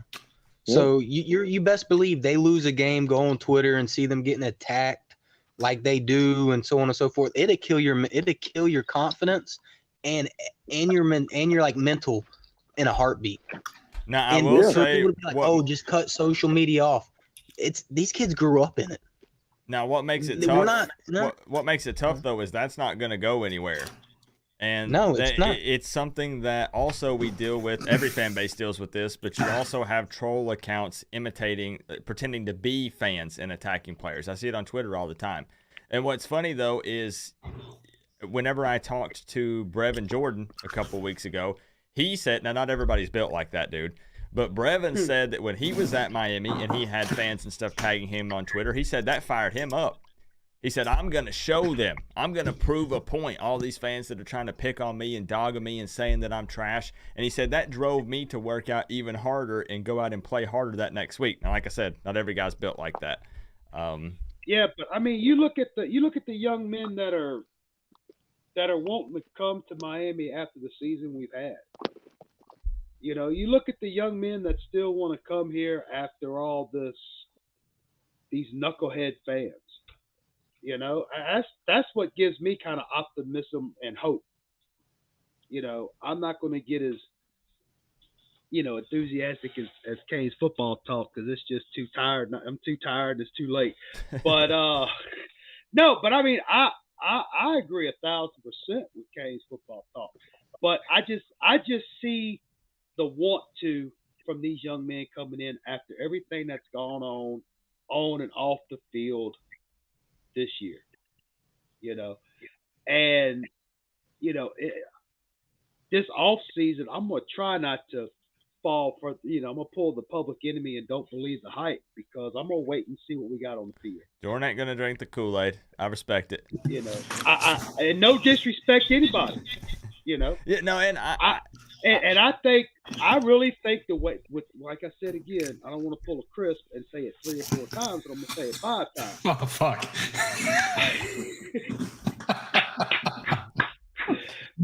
You know, I really feel good with the way, like I said, the way these kids are committing and wanting to do it, regardless of what's happened this year. It gives this old dude some hope, that the ship is trying to right itself. You know what I'm saying? And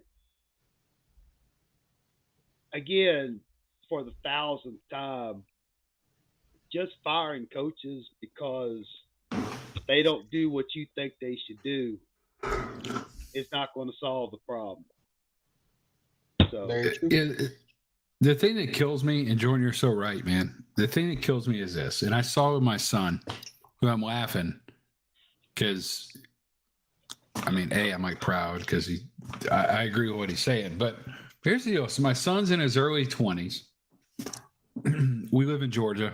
He grew up a Georgia fan. I converted him. And I converted him off of all these great stories about the using Coop's analogy here, the 480p videos that he can watch to see how amazing we were 22 years ago. But we've got to adapt, and we got to bring along this new generation of fans that are looking for different things than we are, right? Like, we're looking for this instant gratification. You know, we want to be back at 2020, right? When that piece of shit team stole our national championship away from us with the worst call in college football history. And I still want to know how much they paid that ref off. Okay. Like they're looking for culture and how we're building. And I think it's aligned with the new generation of recruits we're bringing in. Like it or not, or believe it or not, like the kids these days, man, they're different than we were. They buy into different things. They look it drives me crazy in the business world. Okay. I'm sure it drives Mario crazy on the football world. Like they're looking for different things. And I just think as a fan base, we got to figure out how we support them, and we get behind the school that's finally, for the first time in 22 years, doing the things that need to be done to get us to where we want to be as fans. First time in 22 years. I think that Mario Cristobal is a good mix of that, and time will tell, of course, with this, of being kind of an old school traditional guy who's been at Miami. And then I think, though, he is also willing to adapt. And I think that we're seeing that again with us being able to maintain this recruiting class. He's staying in touch with these guys. And some of the guys that we have on the staff, when we talk about DeMarcus Van Dyke and some of the younger guys that are on the staff that are reeling in these young recruits. So again, that's just another reason why I'm positive about it. Hey, can I answer a quick question by this JD Carmona or whatever? He asked a question. Yep. The answer to that would be simple. I've heard some arguments over Gattis and his culture, right? Like him as a person. And I've heard some things like him blaming the players and making some stupid comment about how they're the worst players he's ever coached in his life, whatever. Like, if some of that stuff's true, and I was Mario and I didn't feel like Gattis could promote the culture that I wanted in the company, he'd be fucking done. Because I do believe that as somebody that runs a company with lots of employees, you're either on board or overboard. Okay, period. It's one or the other. And if Gattis isn't on board with the culture in the direction that Mario is trying to take it, then you're going to see in the next couple of weeks him jettison. Okay, that to me would be the tipping point there. It wouldn't be wins losses on the season with the broken O-line and the million injuries we've had and all that shit. Again, I've challenged everybody I know, or excuse me, everybody that's come in here and bitched about Gattis. Give me one coordinator, just one. Jordan, you're going to hear some shit you've heard in the last 2 weeks. Give me one coordinator that would have succeeded if he had been here instead of getting. Nobody can do that. They literally, the best I've gotten, Coop's going to laugh. Best I've heard is, gosh, well, this guy would be better, but he still would have sucked this year with the injuries. Is this all you That's guys have been the best talking one. about for the whole time that I've been gone? No, we were talking is naming about you. coordinators? No. We pulled up the 2023 schedule and started putting down wins and losses, and it got very interesting. Yeah, Dang, Mel, throw your opinion here. Longer than I would have hoped. Hey, throw your opinion here. Coop, will you throw that up again? Do you mind? The schedule? Yeah, sir. With the W's and L's we had? Yeah. Mel, jump in here and show us the 8 wins we should have. I said 7. Okay, show us 7. Now, keep in mind we're missing one game here. This has 11. What's the one game we're missing? It's a non-con game. Yeah. Y'all haven't decided who it is yet. Okay, I'll take As that long- as a win. I'll let As you long know. as it's not Middle We Tennessee. beat Our Temple. northern Middle Tennessee. I think we beat Texas A&M. I don't think they're going to be good next year either. They're going to have They just beat LSU. just like us. They just beat LSU. Yeah, they But look at all the stomped other teams them. they lost to. It's a fluke. Okay. So we beat Miami of Ohio. That's 1. We beat A&M. That's 2. We beat Temple. That's 3. We beat whatever the other non-conference team is 4. We beat Boston College 5. We beat Georgia Tech 6. Plus, did you already say the non-conference game? Did you Yeah. put that as a Yeah, dub? that's Yeah. included. And then we beat That's Virginia 6. 7. Boom. And then The we team beat that just Florida torched State. us, we go beat them. We beat Virginia. Okay. We beat Virginia this year. On field goals. So, if we have an That offensive is line true. next year, maybe we'll score a touchdown. That is true. We could put a dub on Virginia. I'd agree with that. We Okay. could get more than 3 Okay. field goals. Okay. See, don't hate. There's our 7. All right. You do have us beating A&M, who beat a lot better teams than we thought to try to beat this year. They Right. have 4 wins this year. They lost to a lot of teams that we probably could have beat. Now look, We just lost to Pitt by a million. Just quick disclaimer.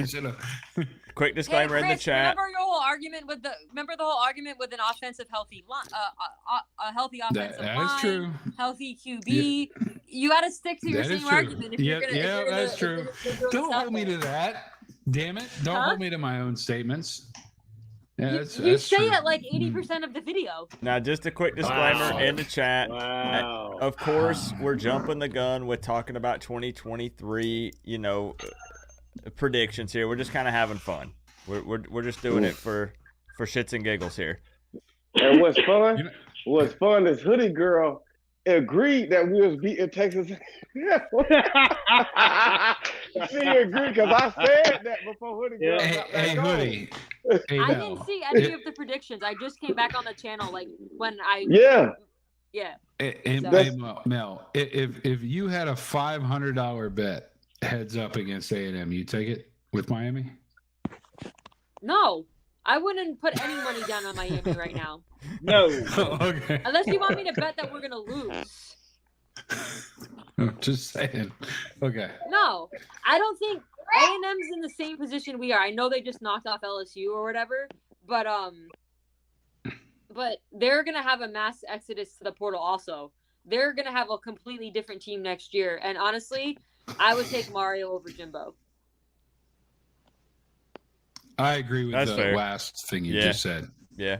I would take Mario over Jimbo. My fault. I ain't said like hoodie girl. That's why y'all ain't agree with me earlier. I'm gonna put myself on mute just because I have to dictate a couple of notes, but I'm listening. Okay. We Yeah, still kicking Florida State's ass. I'm so glad hoodie girl came in and agreed with me. Now, again, realistically though, for me, I'm still sitting at 6 or 7. But let's go back to A&M. So let's look at their losses. So they lost to Alabama 24-20. Okay. Does anybody want to throw out a projection of what the score would be if we played Alabama next year? Next year? Yeah, or this year, either one. I don't think it's a 4-point game. No, I mean it's probably 3+ touchdown. No, and if you really want to be realistic, they were a play away from beating Alabama. Jimbo called a terrible play on the 2-yard line to lose the game. South Carolina, they lost to 24-30, and we just saw what happened to Clemson. Yeah, we lost by 1. Yeah, but it's Clemson. Like if we played Clemson right now, we'd lose by 50. Well, it's a rivalry game. Shitty quarterback, and I love you, but I mean Auburn 13-10. Okay. Yeah. I mean it's tough, man. It's tough. Yeah, I wouldn't predict A&M a win. I would think that would be a game that really depends on what type of team you have next year. A&M ain't gonna have that good of a team next year. Hey, you got to remember, I wouldn't argue that either. They just smacked LSU, and that game wasn't even close. You got to remember, That I'm game making these was predictions on 31-17 at one certain point. They assumptions. dominated. Yeah. I'm making these predictions on certain assumptions that we're like TVD is going to come back and is going to be healthy. Our offensive line is going to be improved because they're going to be healthy. There's going to be some changes. If there's stuff that goes on in the offseason that I don't expect, I could definitely change my view on what I think is going to happen. But I'm making certain assumptions. So this definitely is not set in stone. Oh, yeah. No, none of this is set in stone. None of this is set in stone. Yeah. The only one, I would agree with the most part of what you said, but the only one would be A&M is because you just – with what A&M showed at the very last game of the year compared to what y'all showed for the very last game of the year, it would lean like maybe they have figured their problem out and y'all haven't.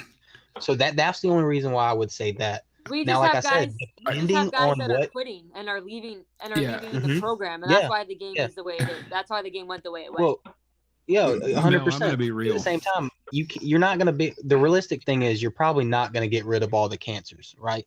Just like Coach Hayes has said, you're probably not gonna get rid of them all. Some of them are probably still gonna be on the roster because you need bodies. That's just a fact. You're not, you're gonna need bodies, and you're just gonna hope those players don't screw you.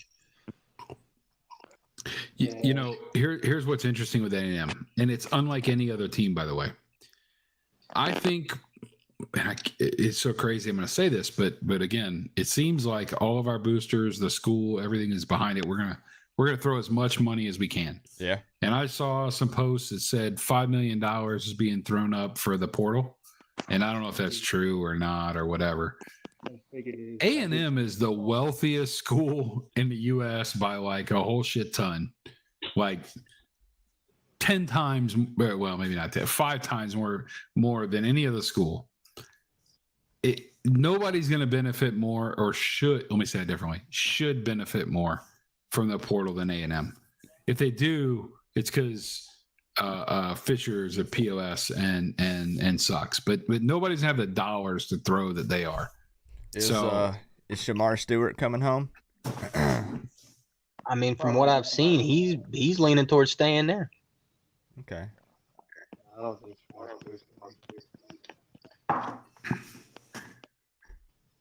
Yeah, we don't have a lot to offer somebody that can play somewhere else. I think we've got a lot to offer somebody that can choose between sitting for 3 seasons at Alabama and starting here. That's what I was. I know you hate that. There's a few things we can offer a player. First, we can offer them early PT for sure. We can offer them money because apparently we have like $5 million for transfer portal or whatever. And the city of Miami kind of sells itself. That's what we can offer people. Anyway, continue. I know that I keep going back to Brevin Jordan, but it's just because I was talking with Brevin Jordan and Malik Rozier and some of those guys. And when they were recruiting Brevin Jordan, everyone asked him, they said, well, why did you come to Miami? Like, you had offers at much more successful programs. And he said for him, what sealed the deal was immediate play time. And he said the second thing was that more than half the coaching staff showed up at his house to show him some love. So many people credit Mario with Oregon said that meant the turnaround and absolute refuse world to to him. acknowledge he had a OC in Marcus Arroyo, who hid all his worst qualities. This program will never Coop, did you see exceed what my 9 son wins said? during Mario tenure. Which Oh, one? it pains me. My son. It was, I don't know. I think it's the last statement. To give him time to not get that. Not that one. Y'all expect Hang changes on. quick? No, it's the problem is what it starts with. Here, I'll post it. Here Dorsey you go. will never come here. No. Here you go. I just posted it. I'm just giving you a hard time. Oh, there we go. That was for my son, the new fan. This is the problem. We overpredict what we're going to do, and then we cry when we don't reach the more hopeful, realistic goals. And I mean, it's true. When we look at this season, Mario never promised much of anything. And see, that's why I said the baseline should be 6-6. Depending on what team shows up is when you be like, oh, we're gonna win 7, we're gonna win 8, because you just don't know what product you're gonna get on the field. That's why 6-6 is realistically the best goal, because until you see what team you have no, I mean, y'all might come out and honestly be worse. And then you're like, oh shit, I hope we get 6-6. And you're like, oh, but how could it get worse? It could. You could have more injuries. The injury bug sometimes don't leave a team. Yeah, you know, you bring up such a good point, right? It's like 6-6, and then how much does the transfer portal really enable us to get above that? Like that is I think, number one, more than our recruiting team. You know, the recruiting class to me is more long term. And then the transfer portal is your short term. So what can we pull out of the transfer portal, and how many of those guys can actually impact enough to get us to the 7 or 8 wins? That's very true. If you look at some of our best players this year, are transfer portal guys. And see, that's why like transfer portal works. Like if you look at Bama, they only bring in 3-4 guys out the transfer portal. It's easier to pinpoint 4 guys that you know is going to do well or that fit, instead of doing what like Michigan State did. Hey, we're going to bring in 30 guys this year, or 45 guys the first year, and then bring in 30 the second year. And then you find out later on the road, you got 7 motherfuckers fighting in the damn. This is what it takes. And all those kids weren't even great like players. Miami is in the new they were playoffs players that were 24-25, yay or nay? And, you know, I so feel that's like- the only thing mass portal usage. Because, see, I feel like we need to address oh my, that's so many numbers, bro. The U83878991001. Is there any? Bro, is that a birth date mixed with the house number? It's his Dude, phone number. look at the numbers. Look at the numbers again. Oh, Dude, it's the read national numbers. championships. Yeah. Duh, Boy, Coop. you kids today, I tell you man. what, that's the first thing I man. Damn content. Right over providers. my head. Right over my head, man. You're I not do. a real fan. He can call me a dummy. He can call me a real dummy. fan would have known that. I deserve that one. I did. Yep. I did. I deserved that one. But I just wanted to address, because he said recruiting is more important. If you don't understand this, you are lost. And I don't think anybody's saying that the portal is more important than recruiting. It's just, again, recruiting is going to bring in a bunch of freshmen that we're going to hopefully properly develop throughout the years. As they get older, they'll get better and better. But then the transfer portal is kind of guys we can bring in with experience that can maybe even possibly mentor some of the young guys and make an immediate impact right now to get us on, to help get us on track. It's kind of like to aid the transition from exactly new system from old system to new system, and like so until some of these freshmen can get experience, you just need to have a few vets, you know. Yeah, because you're gonna have so many of those guys that come in with only like 1 year of eligibility, 2 years, they come in one and done and they're out. So you can't really depend on those guys long term. So I agree with you 100%, and I think most other people will too. Let me give a quick shout out also to the couple of donos that came in right quick. MDB 2006 came in with 10, and he said, so many people credit Mario with Oregon turnaround and refuse to acknowledge that he had an OC in Marcus Arroyo who hid all of his worst qualities. This program will never exceed 9 wins during Mario tenure. Okay, that's something we can talk about. And then let me give a shout out to Joshua Bowl real quick with the 5. Miami in the new playoffs in 2024 or 2025. Yay or nay, which would be the expanded playoffs that would allow more teams. 2 good questions. I will say, one of my friends made a bet with another one of my friends on a car ride home from the FSU game, so there was alcohol involved, that Miami would be in the top 4 of the college football rankings at some point within the next 3 seasons. He made a $50 bet. My other friend is like, this is easy money. And I tried to tell my friend not to make that bet, and he made it. I will say this. You know what? I'd agree with top 10 or top 15. Okay. Somewhere in there. Not I don't top know 4. about top 4. But, top 4. But if so, probably more 2025 than 2024, right? I mean, because that's the 2023 class at that point would be sophomores. Yep. And see, this is another thing too. I've seen a lot of people on Twitter be like, "Oh man, this whole Miami recruiting class is gonna come in and start right away." Realistically, say y'all recruit 25 kids, you think 25 freshmen can come in and make an impact right away at the college level? I'd give you maybe 5 kids, but not 25. Hey, you never know. Canes football talk believes so, and this is why I like these. I like the debates. I like the. There has not been there much. Where's the proof behind this? How I feel is you never know, because there's plenty of proof around Alabama, Clemson. There's plenty of proof. Did you play any kind of sports, man? I played. Since you want to ask, I played football, basketball, baseball. Okay. Did you play in a Div 1 school or any kind of? No, I never went to college for anything because I decided to choose a different life. But anyway, that's okay. But how I feel is I still play. My whole family play football. My cousin is Reggie Nelson, who went to the Florida Gators. That's not no lie. I can call him up on the phone. No, I trust you. Listen, that ain't a slam, man. Let me give you a stat. Let me just give you a stat real quick, okay? So I played baseball. I played some minor league ball. All right. Out of every high school district, there's one, maybe in rare situations, 2 players in an entire district that can go into AAA baseball. Okay, 1 to 2, right?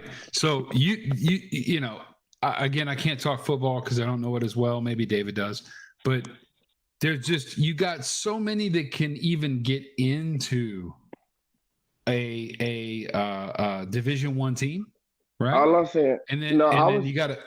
I mean, you get down to some really small percentages, bro. That's all I'm saying. You like Chris, on what I'm saying is that I guess I've been watching the different college football for these years through everybody on here that's been watching. But I've seen a lot of freshmen. I'm not saying they come out and win championships, but I say they come out and they shine. They say they show you who they are, and they make a statement for their name when they come in. Yeah. That's all I'm saying. I'm not saying that they're gonna come in and win championships. See, I don't think anybody. I think this will be the 5th time I say it. I'm not expecting my players or these freshmen to come in and win championships. I'm expecting them to come in and show us our identity. I'm ready for an identity. Do you understand that? I'm tired of not having an identity. When we come in the game, and let's just be honest, when Florida State or Florida players ask me, hey, what can Miami or what is Miami gonna be? Or what is their identity that we gotta be afraid of in this game? And right now, at this moment, I can say nothing. Nothing that you got to be afraid of, because everybody, we don't know what's going to happen when it comes down to Miami.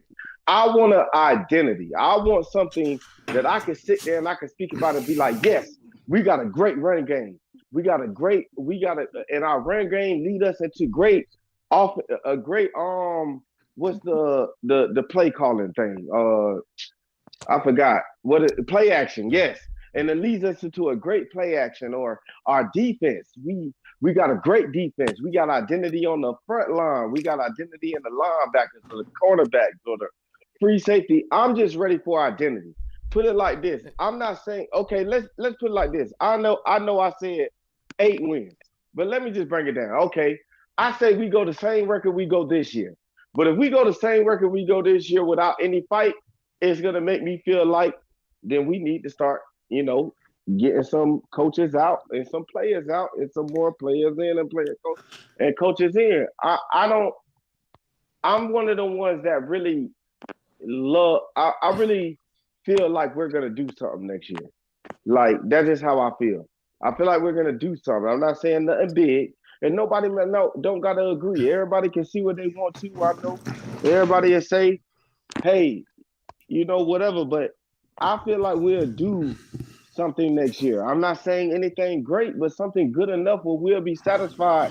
Where we could look at the 2024 season as, like, a lot of people I hear say they don't got expectations for 2024. Like, they giving it to 2025. Well, I actually give it to 2024. That we're actually, Miami will start making a name for themselves again. And we'll start looking like what we need to look like. Not what we want our team to look like as fans, but what our team needs to look like as the team. Dude, you're dead on. What you didn't hear Edward say, right? Which I think is the difference, right? So you're saying part of what you said is totally 1,000,000% dead on, which is we've got to start to see the kind of need to see fight. All the fight, the traits change, all that kind of stuff. But what Edward's saying, and I agree, is the likelihood that we get 25 freshmen that we backfill, or sophomores that we backfill the jettison that's fixing to happen, right? We pull in 25 players that all 25 are starter ready.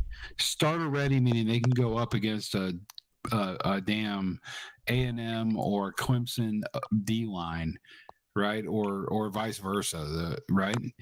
Like that's where the likelihood of that becomes much less. Well, it wouldn't happen. Yeah, I mean, there's gonna be, if we bring in 25 freshmen, let's hope that 2 or 3 or 5 are starter ready. Well, that's what I was saying. I'm not saying. Well, I'm not saying that we're gonna beat them teams. I got this high hope on Texas A&M. Yes, I said that one. But I'm not saying that we're going to go out and beat every top 15 or top 10 team that we got on our schedule. I didn't say that. I just said that we're going to make, but we can make, beating one of them or 2 of them out of 5 makes me feel good, especially from the start that we need to get and what we need to go at and where we're trying to go at. It shows that giving fight to the other teams. Let's say out of 5 games out of top 15 teams, we only win 2 and we lose 3. But out of them 3, if we at least gave fight, let's say we lose by a touchdown, or we lose by a field goal, or we lose by 1 point, like that would feel good to me. Now coming into these games, losing by three touchdowns, getting blowed out by halftime, all that stuff. Now that's different. But I don't know, man. Like it's next year. Like I said, I'm not bringing up next year saying, oh, this is a fact, but I'm just saying, like, for some reason, something inside of me, it just got me feeling like the Canes are gonna do something that's gonna surprise all of us. I hope so. Now, let me just ask one thing. That's what I feel. Let me ask one thing. I'll shut up. I just want to ask: is Chris Go ahead. Kane for life? Are you still here, or did you fall asleep? I want to ask so I can pull him down if he fell asleep.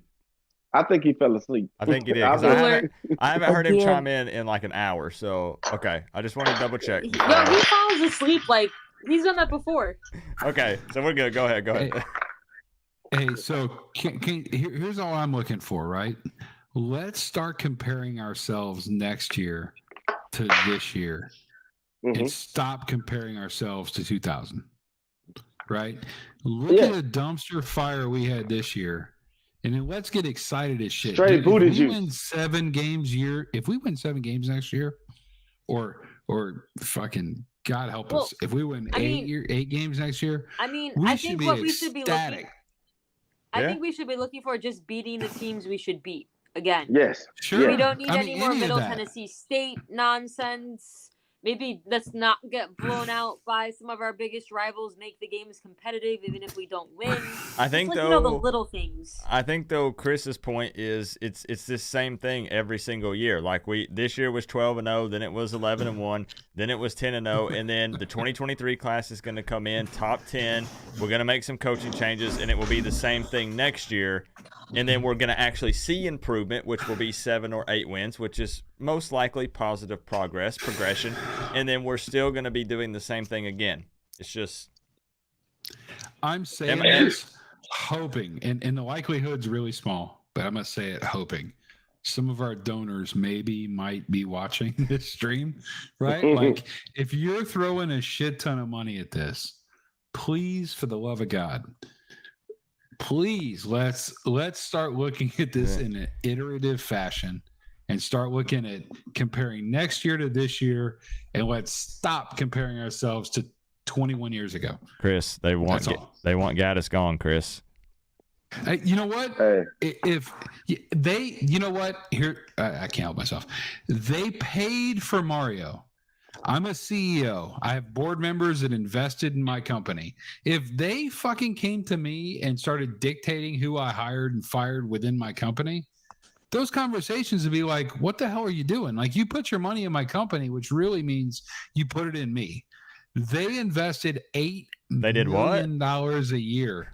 $8 million a year into fucking Mario.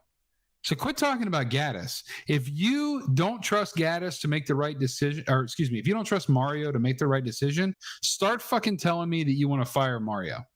Don't get into which offensive coordinator it should be, because all you're doing is you're spewing in a different language the fact that you don't trust the coach you invested $8 million in. That's my 2 cents. He makes a good point. And see, I could also say this: there are a lot of programs out there that are like that. A&M's like that, where the boosters. It's been proven that the boosters.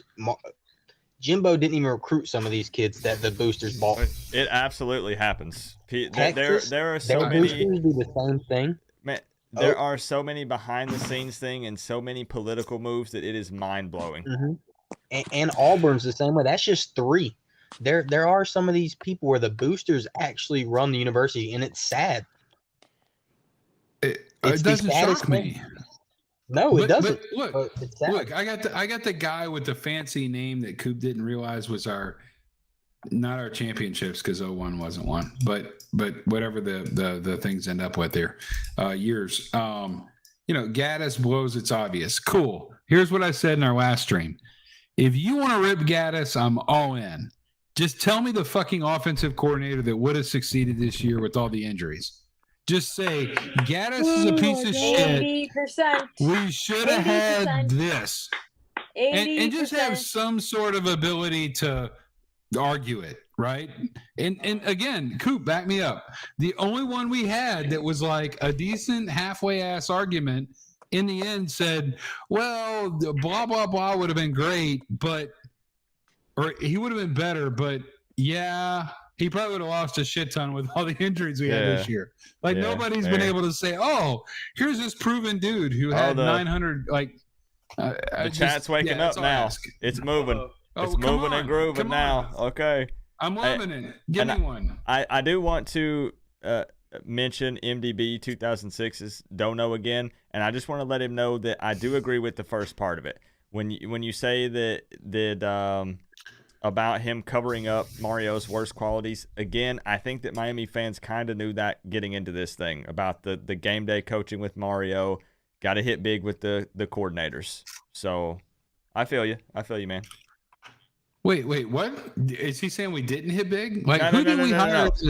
No. This is a different conversation. So he's saying that he's saying people credit Mario with Oregon's turnaround, but they're not acknowledging that he had an OC who hid most of Mario's bad qualities when it comes to who coaching. hired the OC? Right, which is why it's so important here that Mario gets did the Mario right guys inherit in place. him, or did Mario hire him? Is my question. I actually don't know if he inherited him or hired him. I don't know the answer to that. I don't know. I didn't follow Oregon closely before. Do we have any Oregon fans that can answer that? I don't know. They're always around, Chris. They're infatuated with Mario. They just don't want to say it. They're always around. They really miss Mario. They want Mario back. Everybody wants to hate. Gattis will run a screen 3rd and 10. No shit. If he just proved in the last game what happens when we don't run a screen or a run, it either ends in an interception, an incomplete pass, or an injured quarterback. Like 7 out of 8 plays. Right? And see, the only really response I can give to that is on defense. I mean, if you fire Kevin Steele, you bring in Jim Leonhard from Wisconsin right away because they just hired Luke Fickell, who's a defensive coordinator. So I can only bring in a guy who could maybe fix the defense.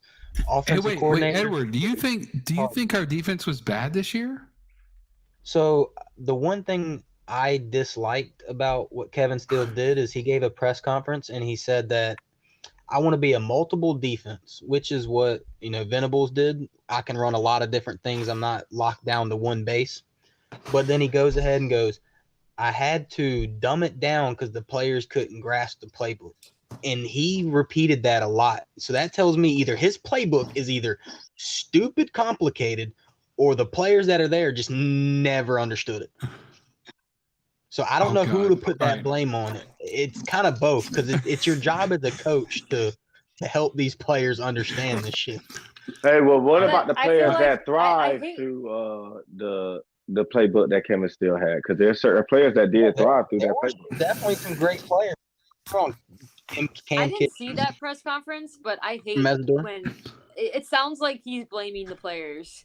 He's like, "Oh, well, I had to run this defense because the players didn't get mine."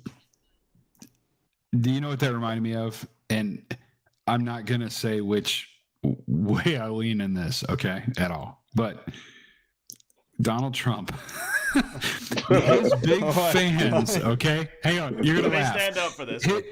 Yeah, hang on. His big fans love the fact he talked without a prompter.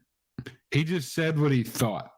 Right, which gave you kind of his real thoughts, whether they were stupid or smart or whatever. I'm not going to get into, but you got like his real thought process, and so his big fans love that shit, and the people that weren't his fans hated that shit. And so it just sounds like are we doing the same thing where Steele actually gave a real answer for once? It wasn't scripted. And now we're gonna blast him for it. I don't know if that's good, bad. I could argue both, but it's just an interesting. Hey, the answer to that question on top of that question, Chris, is it has. I think that all the coaches been doing that all season. Which part? What? What Chris just said. Like, did Kevin Steele come in and he just basically was just being real? And a lot of people basically couldn't take it, or because usually you got a coach that come in there and want to say something through a read something on a reading card or something. Like, but these coaches like Mario, Yeah, but these coaches like Mario Cristobal, Josh Gattis, and Kevin Steele came in and just gave you the real. Oh, No, that's why. Even if it Go ahead, hurt, Edward. even if it hurt other people, even if it hurt other people. If you have to dumb your playbook down that bad, then you're either coaching bad and the players don't get it. It's like one or the other, right? And it's evident when you openly admit that, yeah, I've done the playbook down because the players ain't get it, and did it get better? I hope they grasped it, because that shows that you can actually get it, right? Because when you can't understand something, you got to be able to get them to understand it. If that's dumbing it down to like 4th grade English so they can grasp it, because that's one thing Brent Venables had a problem with. As much people love him to death, is his main problem was you did not start on his defense unless you were a junior. On the side of your helmet. Because Well, it you was got a bunch so of shitty players, complicated. Edward. They were It Colorado was so Oakland. complicated They to learn crashed that it because took Mario wanted to be juniors more who run were in the focused, and system for Marcus 3 ran years the to learn. offense through Herbert. I'd be willing to bet like $100 million that unfortunately Mario could not tell us what he really thought when he got here. Like, I think Mario, he was probably here like 2 weeks and was thinking, "Holy shit! Thank God we got through the first 2 fucking games." Right? Well, It comes back. It comes back to, I think it was our first the real talk late night thing that we had, where people were like, how come Mario didn't try to hype up the Canes in the off season and say we're going to do this and that? And I was just like, because he knew what he had. He knew what he was coming into. That's what I was about to say. Didn't Mario come in and like the first thing he had to say is, "Hey, everybody, hold your expectations. We got to get to work." Yeah, man, it was only the fans that he thought it was not as fucking roses and peaches when he got here. It was only the fans. It was the fans. Yeah, and I'm guilty of it a little bit also. And the all-star hires and the big names and all this stuff. So fans and boosters. Now, real quick, when we were asking about MDB's donation with the OC and Mario, he elaborated a little bit further. So he donated $4.99. I appreciate that, bro. He said, wait a minute, Willie Taggart hired Marcus Arroyo. They were co-OC. They clashed because Mario wanted to be more run-focused, and Marcus ran the offense through Herbert. Okay. I follow some teams closely, but not any of them nearly as close as I follow Miami. So some of this stuff I'm not up on. Also, the one knock that Oregon fans like to say is Mario can't develop a quarterback. And I don't know if that's true, but the evidence, the stats prove that the longer they're under Mario, they digressed. Like Justin Herbert, he was under Mario 2 years, and his senior year was his worst year. So that's the one knock that they like to try to use all the time, is he can't develop a quarterback. He was drafted 6th overall, though. But that's on potential. Let's be honest. Will Levis is gonna go top 3, top 4 draft based on potential. And if AR-15 leaves, they're projecting him as a top 10 draft this year too. So, Will Levis are great quarterbacks in college. Hey, just want to throw out there real quick, $20 to the best "Hey Mama" message I see out there. I'll donate to Coop in your name. A what? Oh, the "My Mama" message. My mama, like a your mama joke, or no, the thank you messages. Oh, my I got mama you. said I'm the most amazing player that's ever been, and tweeted to the coach. I got you. So the thank you, the how do you word it? What do you call it? The That's too much multitasking for me. Trying to be on the stream and work at the same time, and then do that. Everybody's gonna be putting your mama jokes. That's what it's gonna be. Oh well. Any other topics? Any other? I got one for you. You said Mario wouldn't live this season down. Wait, who said that? You did. Oh yeah, no. Well, I mean, they're never gonna let him forget the Mario year 1 will forever be remembered as Miami losing to MTSU. Period. We disagree. can. Why? How? Because if he starts winning, he's gonna say, "Look at the pile of shit I inherited, and how much better we got over the next 3 or 4 years." But it's gonna have to be it's gonna have to be a national championship. Period. Have we discussed any of the recruits coming in, like guys that have potential to like get a lot of PT next year? I don't. Well, I guess we kind of talked about recruiting, but we were just talking about I don't know. freshmen. I was gone for like 45 minutes. Right. We just talked about how we were arguing back and forth about how big of or how much of an impact the freshmen could actually make coming in. Yeah, but like any specific people? Like I had said, I don't remember when it was, what Sunday it was, that I think, assuming we get Samson, and with Mygoa coming in, I think both of them will get significant playing time next year. I'm trying to see if I can pull it up to put it on the screen, but it's fighting me. See, I made an argument that, I don't think Samson is. There are some 5-stars that are different than other 5-stars, and from his tape, he looks dominant, but at the same time, he's playing against kids that are half his size. That's the only thing that worries me about him is when he lines up against someone that is his size, is he going to be able to dominate him? Well, like he did in high school? My thing is with that is that we're so depleted on offensive line that I think he's going to get significant minutes just out of necessity. And one said, is that a knock? He plays against kids that are 185 pounds at defensive tackle or defensive end. Where is there a college defensive lineman he's going to line up across that's 185 pounds or 220 pounds bare minimum, soaking wet? And these kids that he's playing against will never play in college ever. That's my knock. Is the kid might have physical gifts, but not all physical gifts are the same. He might come into make college a good point for sure. I'm saying it more destroyed. because I'm just saying Francis it more Malgo, because on the other hand, we need the player. We need the offensive line. Like we just don't have an offensive line. So I think he's gonna get minutes out of necessity. Oh yeah, he might play. That's 100%. But the other thing is, what the hell's going on with Zion Nelson for y'all? He had that dude had surgery and just never came back. Yeah, is he going to the draft? I want TTO thank Miami for allowing me to play here. His knee.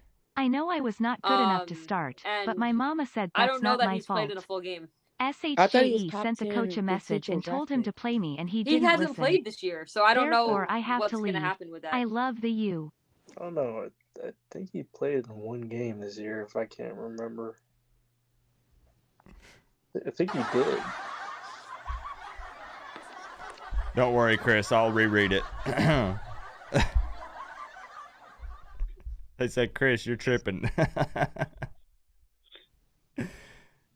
So I'll reread it out loud just in case in between here.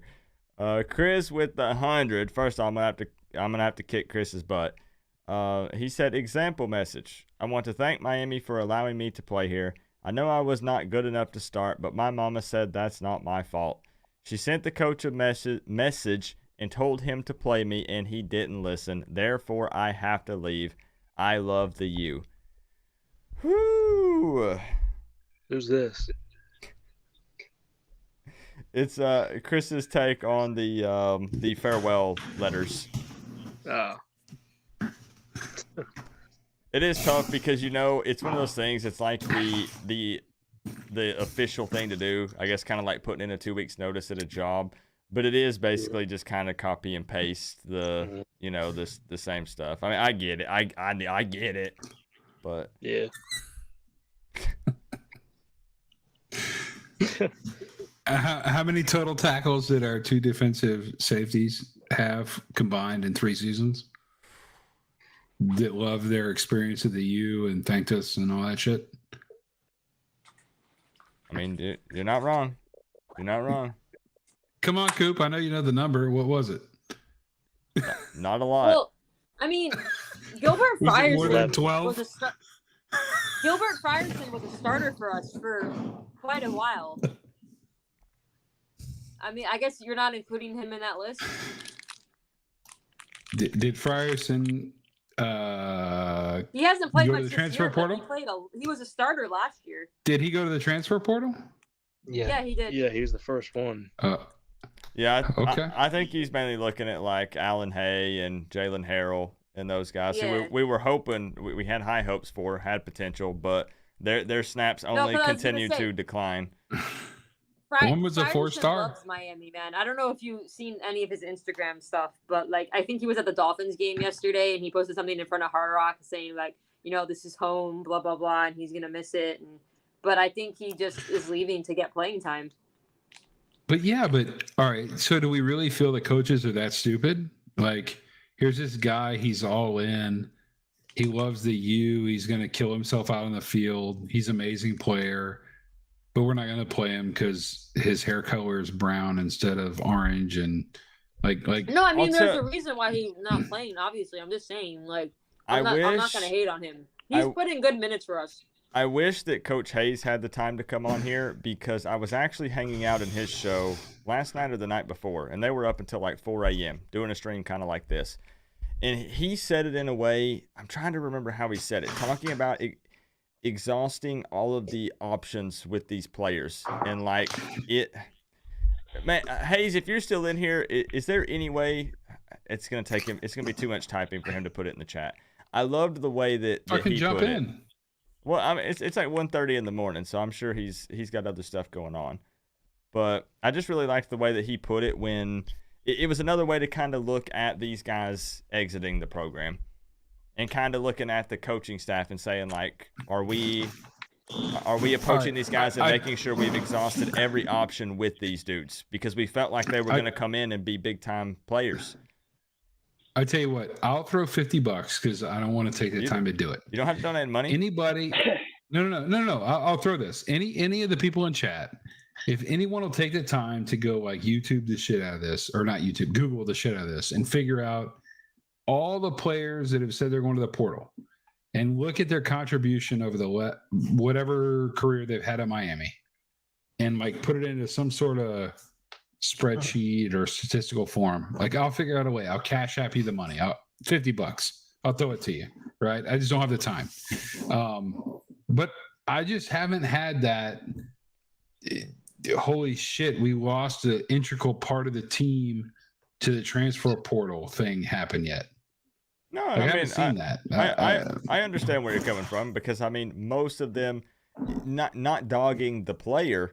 It's just saying their overall contributions to the team have been minimal, whether that be because of they weren't given a lot of playing time, maybe because the coaching staff evaluated them and didn't feel like they earned it, or maybe when they were on the field, they just didn't make a big impact. You know, I mean, it's going to be, it'd be different. You know, fans are going to be in freak out mode if like Tyler Van Dyke hits the portal or, who else? That's going to be tough, bro. If you think that's going to happen, that's going to be holy shit on Twitter and social media. I still think there's a chance that it's TVD and Garcia in the portal. Garcia, to me, is a no-brainer. Like, and I don't mean that in any kind of disrespectful way toward him, but I understand that one. TVD, it's like Gattis / Mario has to admit his schemes don't allow for a former Heisman contender to exist. Because that's the only reason, again, that TVD would leave. That would be tough. If TVD transfer, why would he play in yesterday's game? One last opportunity to suit up in the orange and green before he exits. Prove he's all in for his next program. Yeah, there's a bunch of reasons there. I see both sides of this argument where TVD stays and TVD goes. Because at this point, TVD is QB1 at Miami. No one's beating him out for that job unless we get somebody in the transfer portal. But if he feels that this scheme isn't going to work and he's better off transferring somewhere else and competing for a job there, then I could see him leaving. So I don't think anyone for sure can say, oh, he's definitely going to do this or that. No, I mean, that's fair. For me, it's purely just a prediction, just speculation, and I hope that he stays. I always have to add these disclaimers so people. He was don't... on my list for like the top 5 guys that I want to stay. But realistically, as much as some fans get pissed about it and question it, it is a team sport. But at some point, if you're thinking about the NFL, you do have to look out for yourself a little bit. It's just the truth. And like you said, if he feels like it's not going to be a fit, if he continues to not have good opportunities here at Miami, then I wouldn't blame him for leaving. I don't think he wants to. And like you said, he wants to either. With Mario, TVD is QB number 1. Like you said, that's going to be how we enter the offseason, is when it is a healthy Tyler Van Dyke, he is the starting quarterback, period. And remember what Mario said in the preseason in an interview, that he thinks he has one of the best quarterbacks in the country. So he likes TVD. Mm-hmm. Or at least he did in the offseason. Yeah. Right? Well, the only reason realistically TVD would transfer is if he doesn't think he can improve his draft stock here. If he's trying to show off his arm or something like that, he's going to go to a more spread offense to show off his ability to throw the ball. Because knowing, like they said, unless there's a huge fundamental change in Josh Gattis' philosophy, which more than likely isn't going to happen because it's his offensive philosophy, right? People don't change stuff like that. It's going to be a run-first centric offense, which really doesn't showcase his ability to throw the ball. It will off play action and things like that, but for the most part, he's not going to, under Gattis, isn't going to just spread the field and light you up with his arm. So that's the only reason I would see him leaving, if he wants to go to a more spread offense to show his ability to throw the ball. And no, he's not going to go to SMU. Are you an NFL guy, Edward? Yeah. All right, I'm not, which is why I'm asking. Do you think the NFL is more represented by the kind of that pro style run first, pass second offense, or do you think that the new meta, so to speak, is the run and gun? It's actually changed over the years. More pocket passers used to be the thing, but it seems more like now the NFL is going to more of a Russell Wilson, Patrick Mahomes, like a more Lamar mobile Jackson. quarterback. As much people going to talk crap about it, but Daniel Jones, guys who are very athletic and if things break down can use their legs. Jalen Hurts is playing pretty well, isn't he, with the Eagles? Yeah, and Jalen Hurts, exactly. I was about to say Jalen Hurts is a perfect example. Look at the NFC East, minus the Commanders. Giants, Philly, and Dallas all have mobile athletic quarterbacks. I say Jalen Hurts is a perfect example of what I was going to say about TVD. Yeah. You go from a heavy run offense at Bama where he really only passed the ball on limited, which is play action. That was before they really went spread with Tua. And then he went to Oklahoma and went to a spread offense and learned how to really throw the ball in a very consistent level. And that has very much improved his ability at the NFL. Fair. I would agree. So, like I said, there's still a chance. I don't want him to leave, and people hate it every time I'm mentioning it. But I'm just trying to be real, just trying to be honest. No, it's definitely a realistic thought. Yeah. I mean, I don't think anyone can say, "Oh no, he's definitely staying for sure." But they hate my guts for even bringing it up, though. And apparently, that's but going Coop, to make. There's always going to be people. That is why TVD is going to leave, is because he watched Coach Coop's video. And Coop made such great points that's why he's transferring. That's the DMs that I get all the time. So I will say this. Yes. All his fault. Coop, as much as I've taken up for Gattis over the last however many weeks it's been. If TVD leaves, man, that's a program issue. If you take a Heisman contending, what I would call,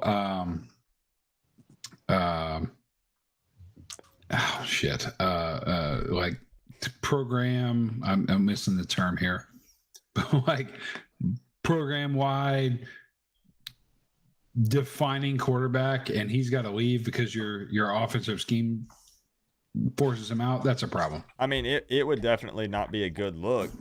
Even though he didn't have a strong showing this year, a lot of people are pointing to the O-line and Gattis, right? They're not necessarily pointing at Tyler Van Dyke.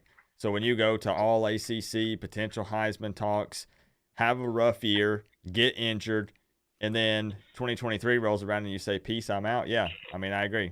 That would be a very bad look for Gattis and the coaching staff, period. And see, I think it's funny, too, that a lot of people are like, oh, we should just hire Frank Ponce as the OC. My question is, under this year, how has your quarterbacks not learned how to pick up a blitz? That's your quarterback coach, is it not?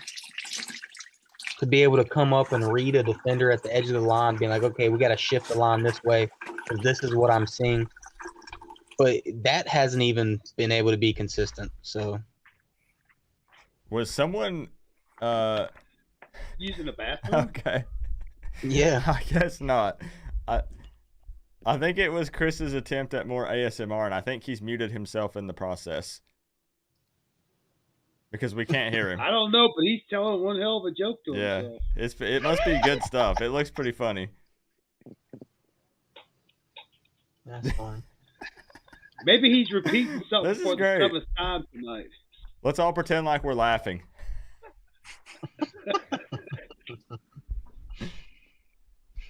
Okay, for real though, I'm not the only one that can't hear him, right? Right. No. No, I can't. Okay. I don't know. David, text your dad. I don't know what's. He's at 80%. He can hear us apparently. Yeah. Man, I think we'll close this thing out here in just a moment. If anybody just has any closing thoughts or any last quick things that they want to hit on or speak on. Can I make a suggestion for are we still going to do the real talks since the season's over or no? Yeah, I think so. So it's still going to be on Sundays. Yep. Oh, okay. Shit. He's back. I think Mike was muted. Every time, yeah, sorry. I think every time Chris mentions the word 80% or mentions anything to do with like, oh, what offensive coordinator would succeed with this, I think that should be like an automatic like $5 donation. Oh, I'm definitely down for that. Sure. Yeah. So am I prepaid for the next like 3,700 times I say that or what? Oh man. No, because we're just starting it now. No, I was trying to figure out because it's not one of the people on video who is either pouring water or emptying their bladder. It was probably me because I was washing my hands and I have an earbud in, so I didn't turn off the mic. I'm gonna be honest. It sounded like someone with excessive diarrhea after consuming Taco Bell. No, I was literally washing my hands, and it's like a hospital bathroom, so it's like the sink is weird. Yeah, I unmuted down here in the whatever this is, the stream thing, but I didn't turn my mic back on. No, so. that was definitely the highlight of the stream for me. But yeah, the plan is for these to continue, guys. That's a really good question. Every Sunday, late night real talk. I'm sad now because I literally work 3 of the 4 Sundays in December. You can put in for time off, right? I don't have vacation days left until next year. But I do just want to add that because I think that there's going to be more than enough things to talk about in the offseason for the foreseeable future with transfer portal, coaching changes, recruiting, all that good stuff. We can, of course, we'll bring up Gattis every single week. But also, I do want to let everyone know, I said this at the beginning of the stream, I'm going to work on some additions to this stream based off of some feedback that I've received from multiple viewers and from some Canes fan members. I just didn't have the opportunity to plug any of those in tonight because it was just a busy week for me with Thanksgiving and the last game and stuff. So we'll continue to evolve this thing and make some changes. We'll spice it up, and we'll continue to make it a good time. What's up, Moonlight Meat? So we've already pissed people off, huh? No. I mean all good things. Like people just saying, hey, what if you tried this? Or what if you do that? Just to keep it, spicy and entertaining. We don't just have to talk about I still have 2 donations. 2 donations. I just need a decent topic or question. Let's get 2 more in before we call it. Let's see. I think there needs to be trying a to get Coach 5. Coop I meetup got every year. 3. And we should all get tickets to a Canes game and all sit in the same section. That would be sick. That would be cool. Also, I don't know if this was discussed, but Canes Hoops beat UCF today. Hell yeah. The men's or women's? The Men's. Men's. Nice. Despite apparently the refs trying to give the game to UCF at the end. I haven't seen the game. I have it recorded. I know. But apparently, Bryce keeps me up to date in the Coach Coop Discord with the tweets. Don't worry, I got you.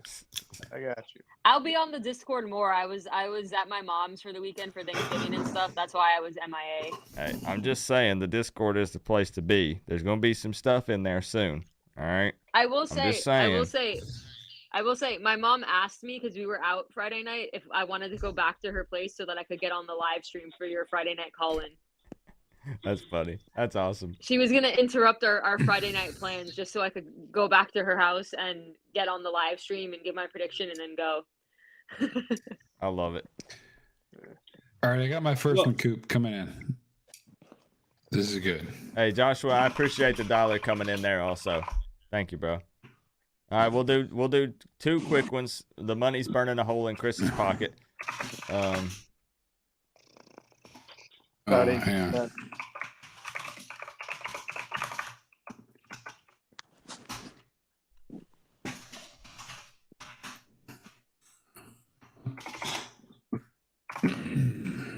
Shit.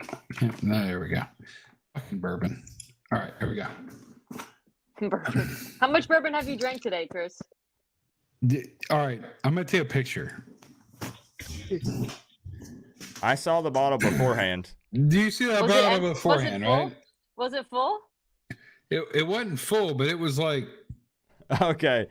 I know. It was like somewhere in here. I know, Oh my Chris. God, I would be unconscious. I know that Chris has been drinking if this is the question that he selected from the chat. This is Well, I just think it's interesting. So go ahead. To where to you. I'm sorry your help. The bourbon thinks it's interesting. All right, here we go. The robot lady's going to read it out for the chat, and then I'll read it out for you guys. On the side of your helmet. Oh, hey, do you have the John robot Louise lady be a on, coaching by the way? Why? I do, but I wasn't able to funnel it to you guys yet. That's part of what I'm doing this coming up week, since I didn't have time this week. Okay. Starting next week, you I guys think- will be able to hear the robot lady also. So I think you should change the robot lady's voice and just have like the rest of us say a bunch of words and record it so like it's us reading the stuff That would like be cool. automatically. It'd be I hilarious. can change it. There's like an Australian voice that you can select. Wait, which is you pretty should funny. totally change it. You should totally if this was possible. You should change it to Coach O. That would be that. If that was an option, I would 100% do that in an instant. I say the funniest have- thing Coco ever did was when he got fired. He went up that press conference. Hey, if you're gonna pay me this amount of money to leave, tell me when you want me to leave and what door you want me to walk out of. Like, Yo, Coach O is a legend for that. He is an absolute. How could you not like that man? I mean, I understand why he like was getting fired, but he seems like such a genuine human. I'll be honest. I used to hate that guy, and now I absolutely love him. So the question that Chris selected here is: would John Ruiz be a coaching improvement, and why? No and no. Who? No and no. Wait, who? Wait, who'd you say? No, you don't have this. John Ruiz. Oh, That's what? It's the best one I saw. Who put that Why- question in there? Who is responsible for putting that question in the chat in the first place? Who was it? I don't see it. I mean, he definitely would be able to buy the recruits. There wouldn't be no need for John Ruiz is something else, man. That dude is not afraid to go toe-to-toe with anybody, especially on Twitter. But, If you don't Oh follow my him, gosh, yeah. Rose is completely different. when I brought him onto my show against Texas A&M, we talked for like a good hour after the interview. And he was like, man, he's like, I love it. Whenever people start going back and forth with me, he's like, they got to be held accountable. I respond to every single one of them. And I was like, He does. He responds to and he quotes their tweet. Yeah. So when he responds, he always quotes the tweet. So you know exactly what's going on. And I just keep clicking back and like this dude, he Sounds has a response for everything. Yep. And it's like a well educated, like well put response. I'm just like, why do these even like fans of other programs have said like, why would you go at him? I will just tell don't- you. Shoot, see, there's no way to carry that over. I was gonna say I'll tell you something interesting about John Ruiz in the Discord. I can't say it here. So Oh, I'll somebody's tell typing. I'll tell you something after the show. Oh, Hey, I think to JD. Chris's son, hey, back off Garrett Riley, okay? Clemson needs to go after him, okay? Calm down with all that. Everybody is gonna want Garrett Garrett Riley. Riley. Everybody's gonna want that guy. I think JD Carmona talked about Ruiz, but he was talking about old dude that's the OC at Washington. The old Panthers coach, I think it was.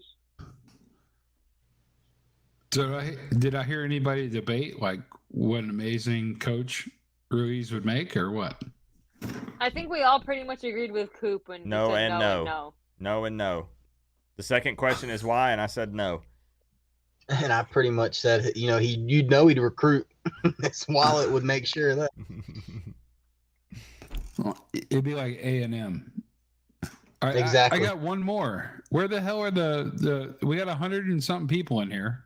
Come up with one good topic or question. They're probably So- asleep. Last one of the night.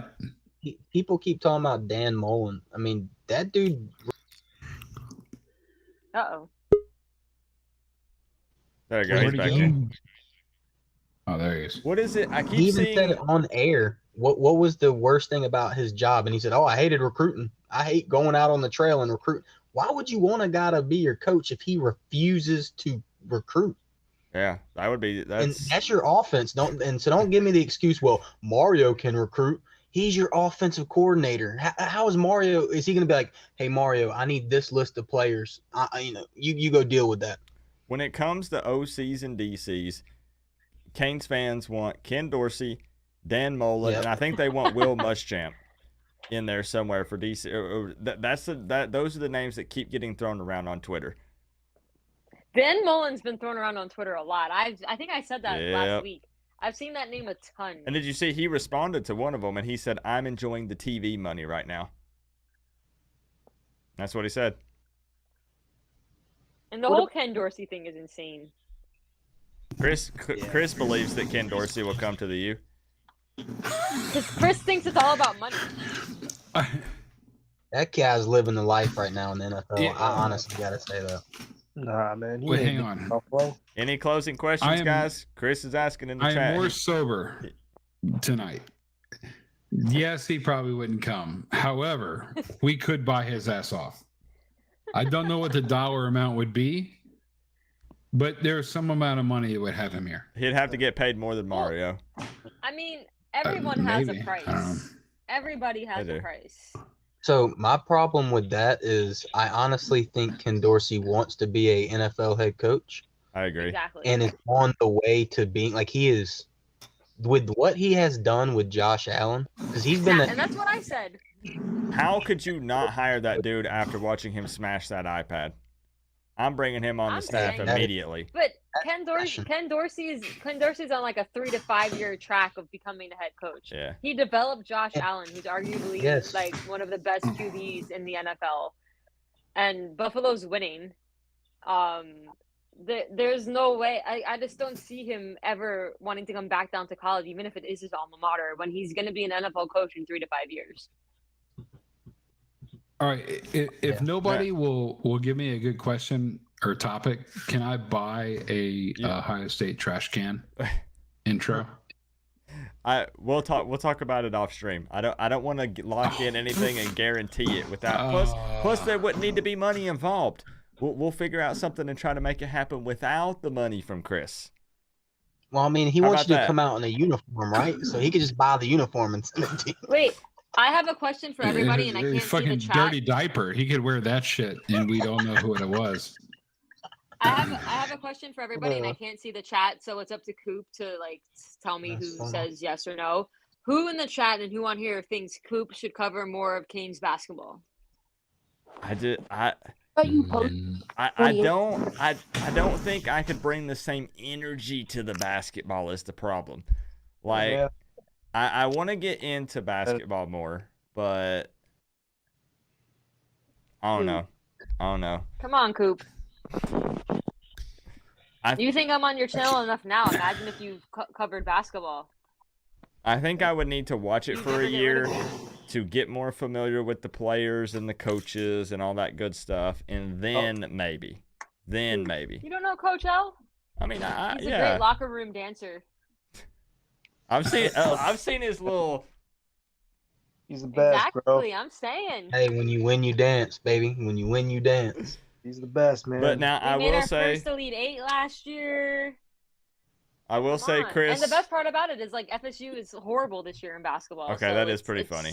That is pretty funny. They lost to Stetson. They lost to Wait a second. UCF.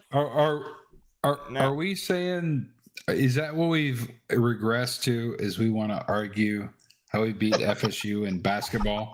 We are a basketball school, Chris. Hey, holy Hasn't fuck. played FSU. Did we win a game in basketball or no? Listen, until further notice, Miami is a basketball school. But look, I will say this real quick. I think that next week's Late Night Real Talk stream is going to have a ton of interaction, because if some more players are going to start hitting the portal this week and more rumors get stirred up about, coaches potentially leaving and getting swapped out, I think it's going to get pretty crazy. All right, hey, Coop. Wait, are you going to do a late night stream on Christmas?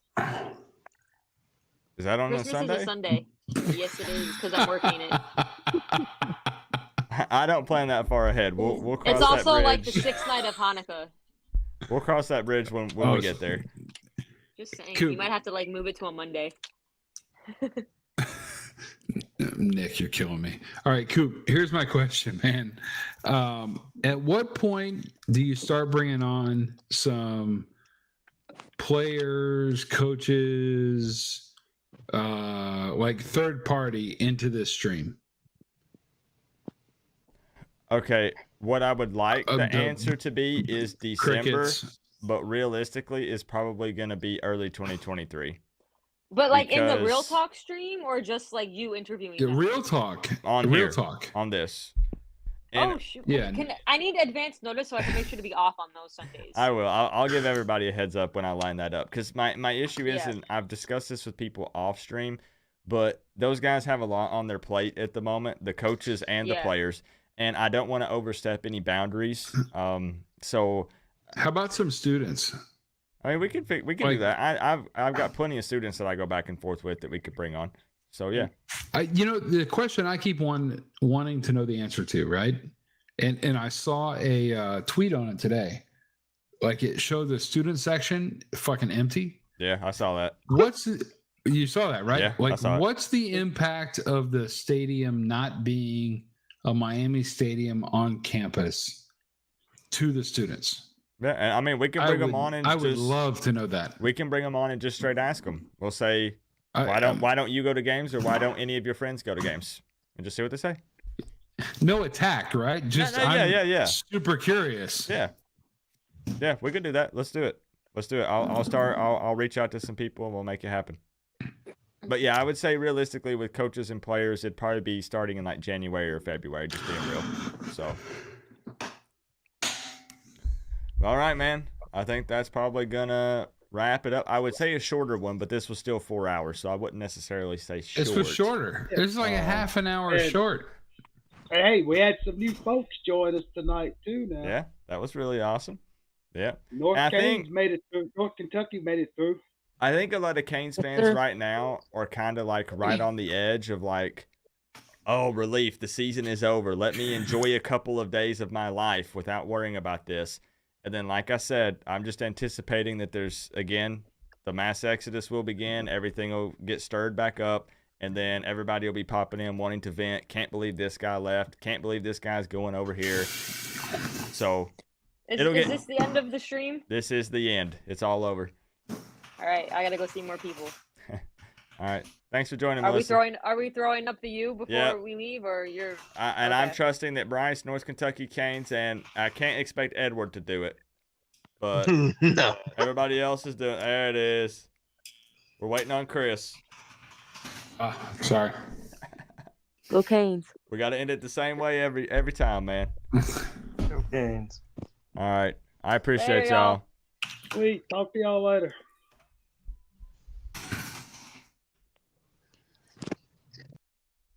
Hey, man, I really, really, truly appreciate everyone hanging out in tonight's late night real talk. As I said, I think, man, it's only going to heat up and get crazier.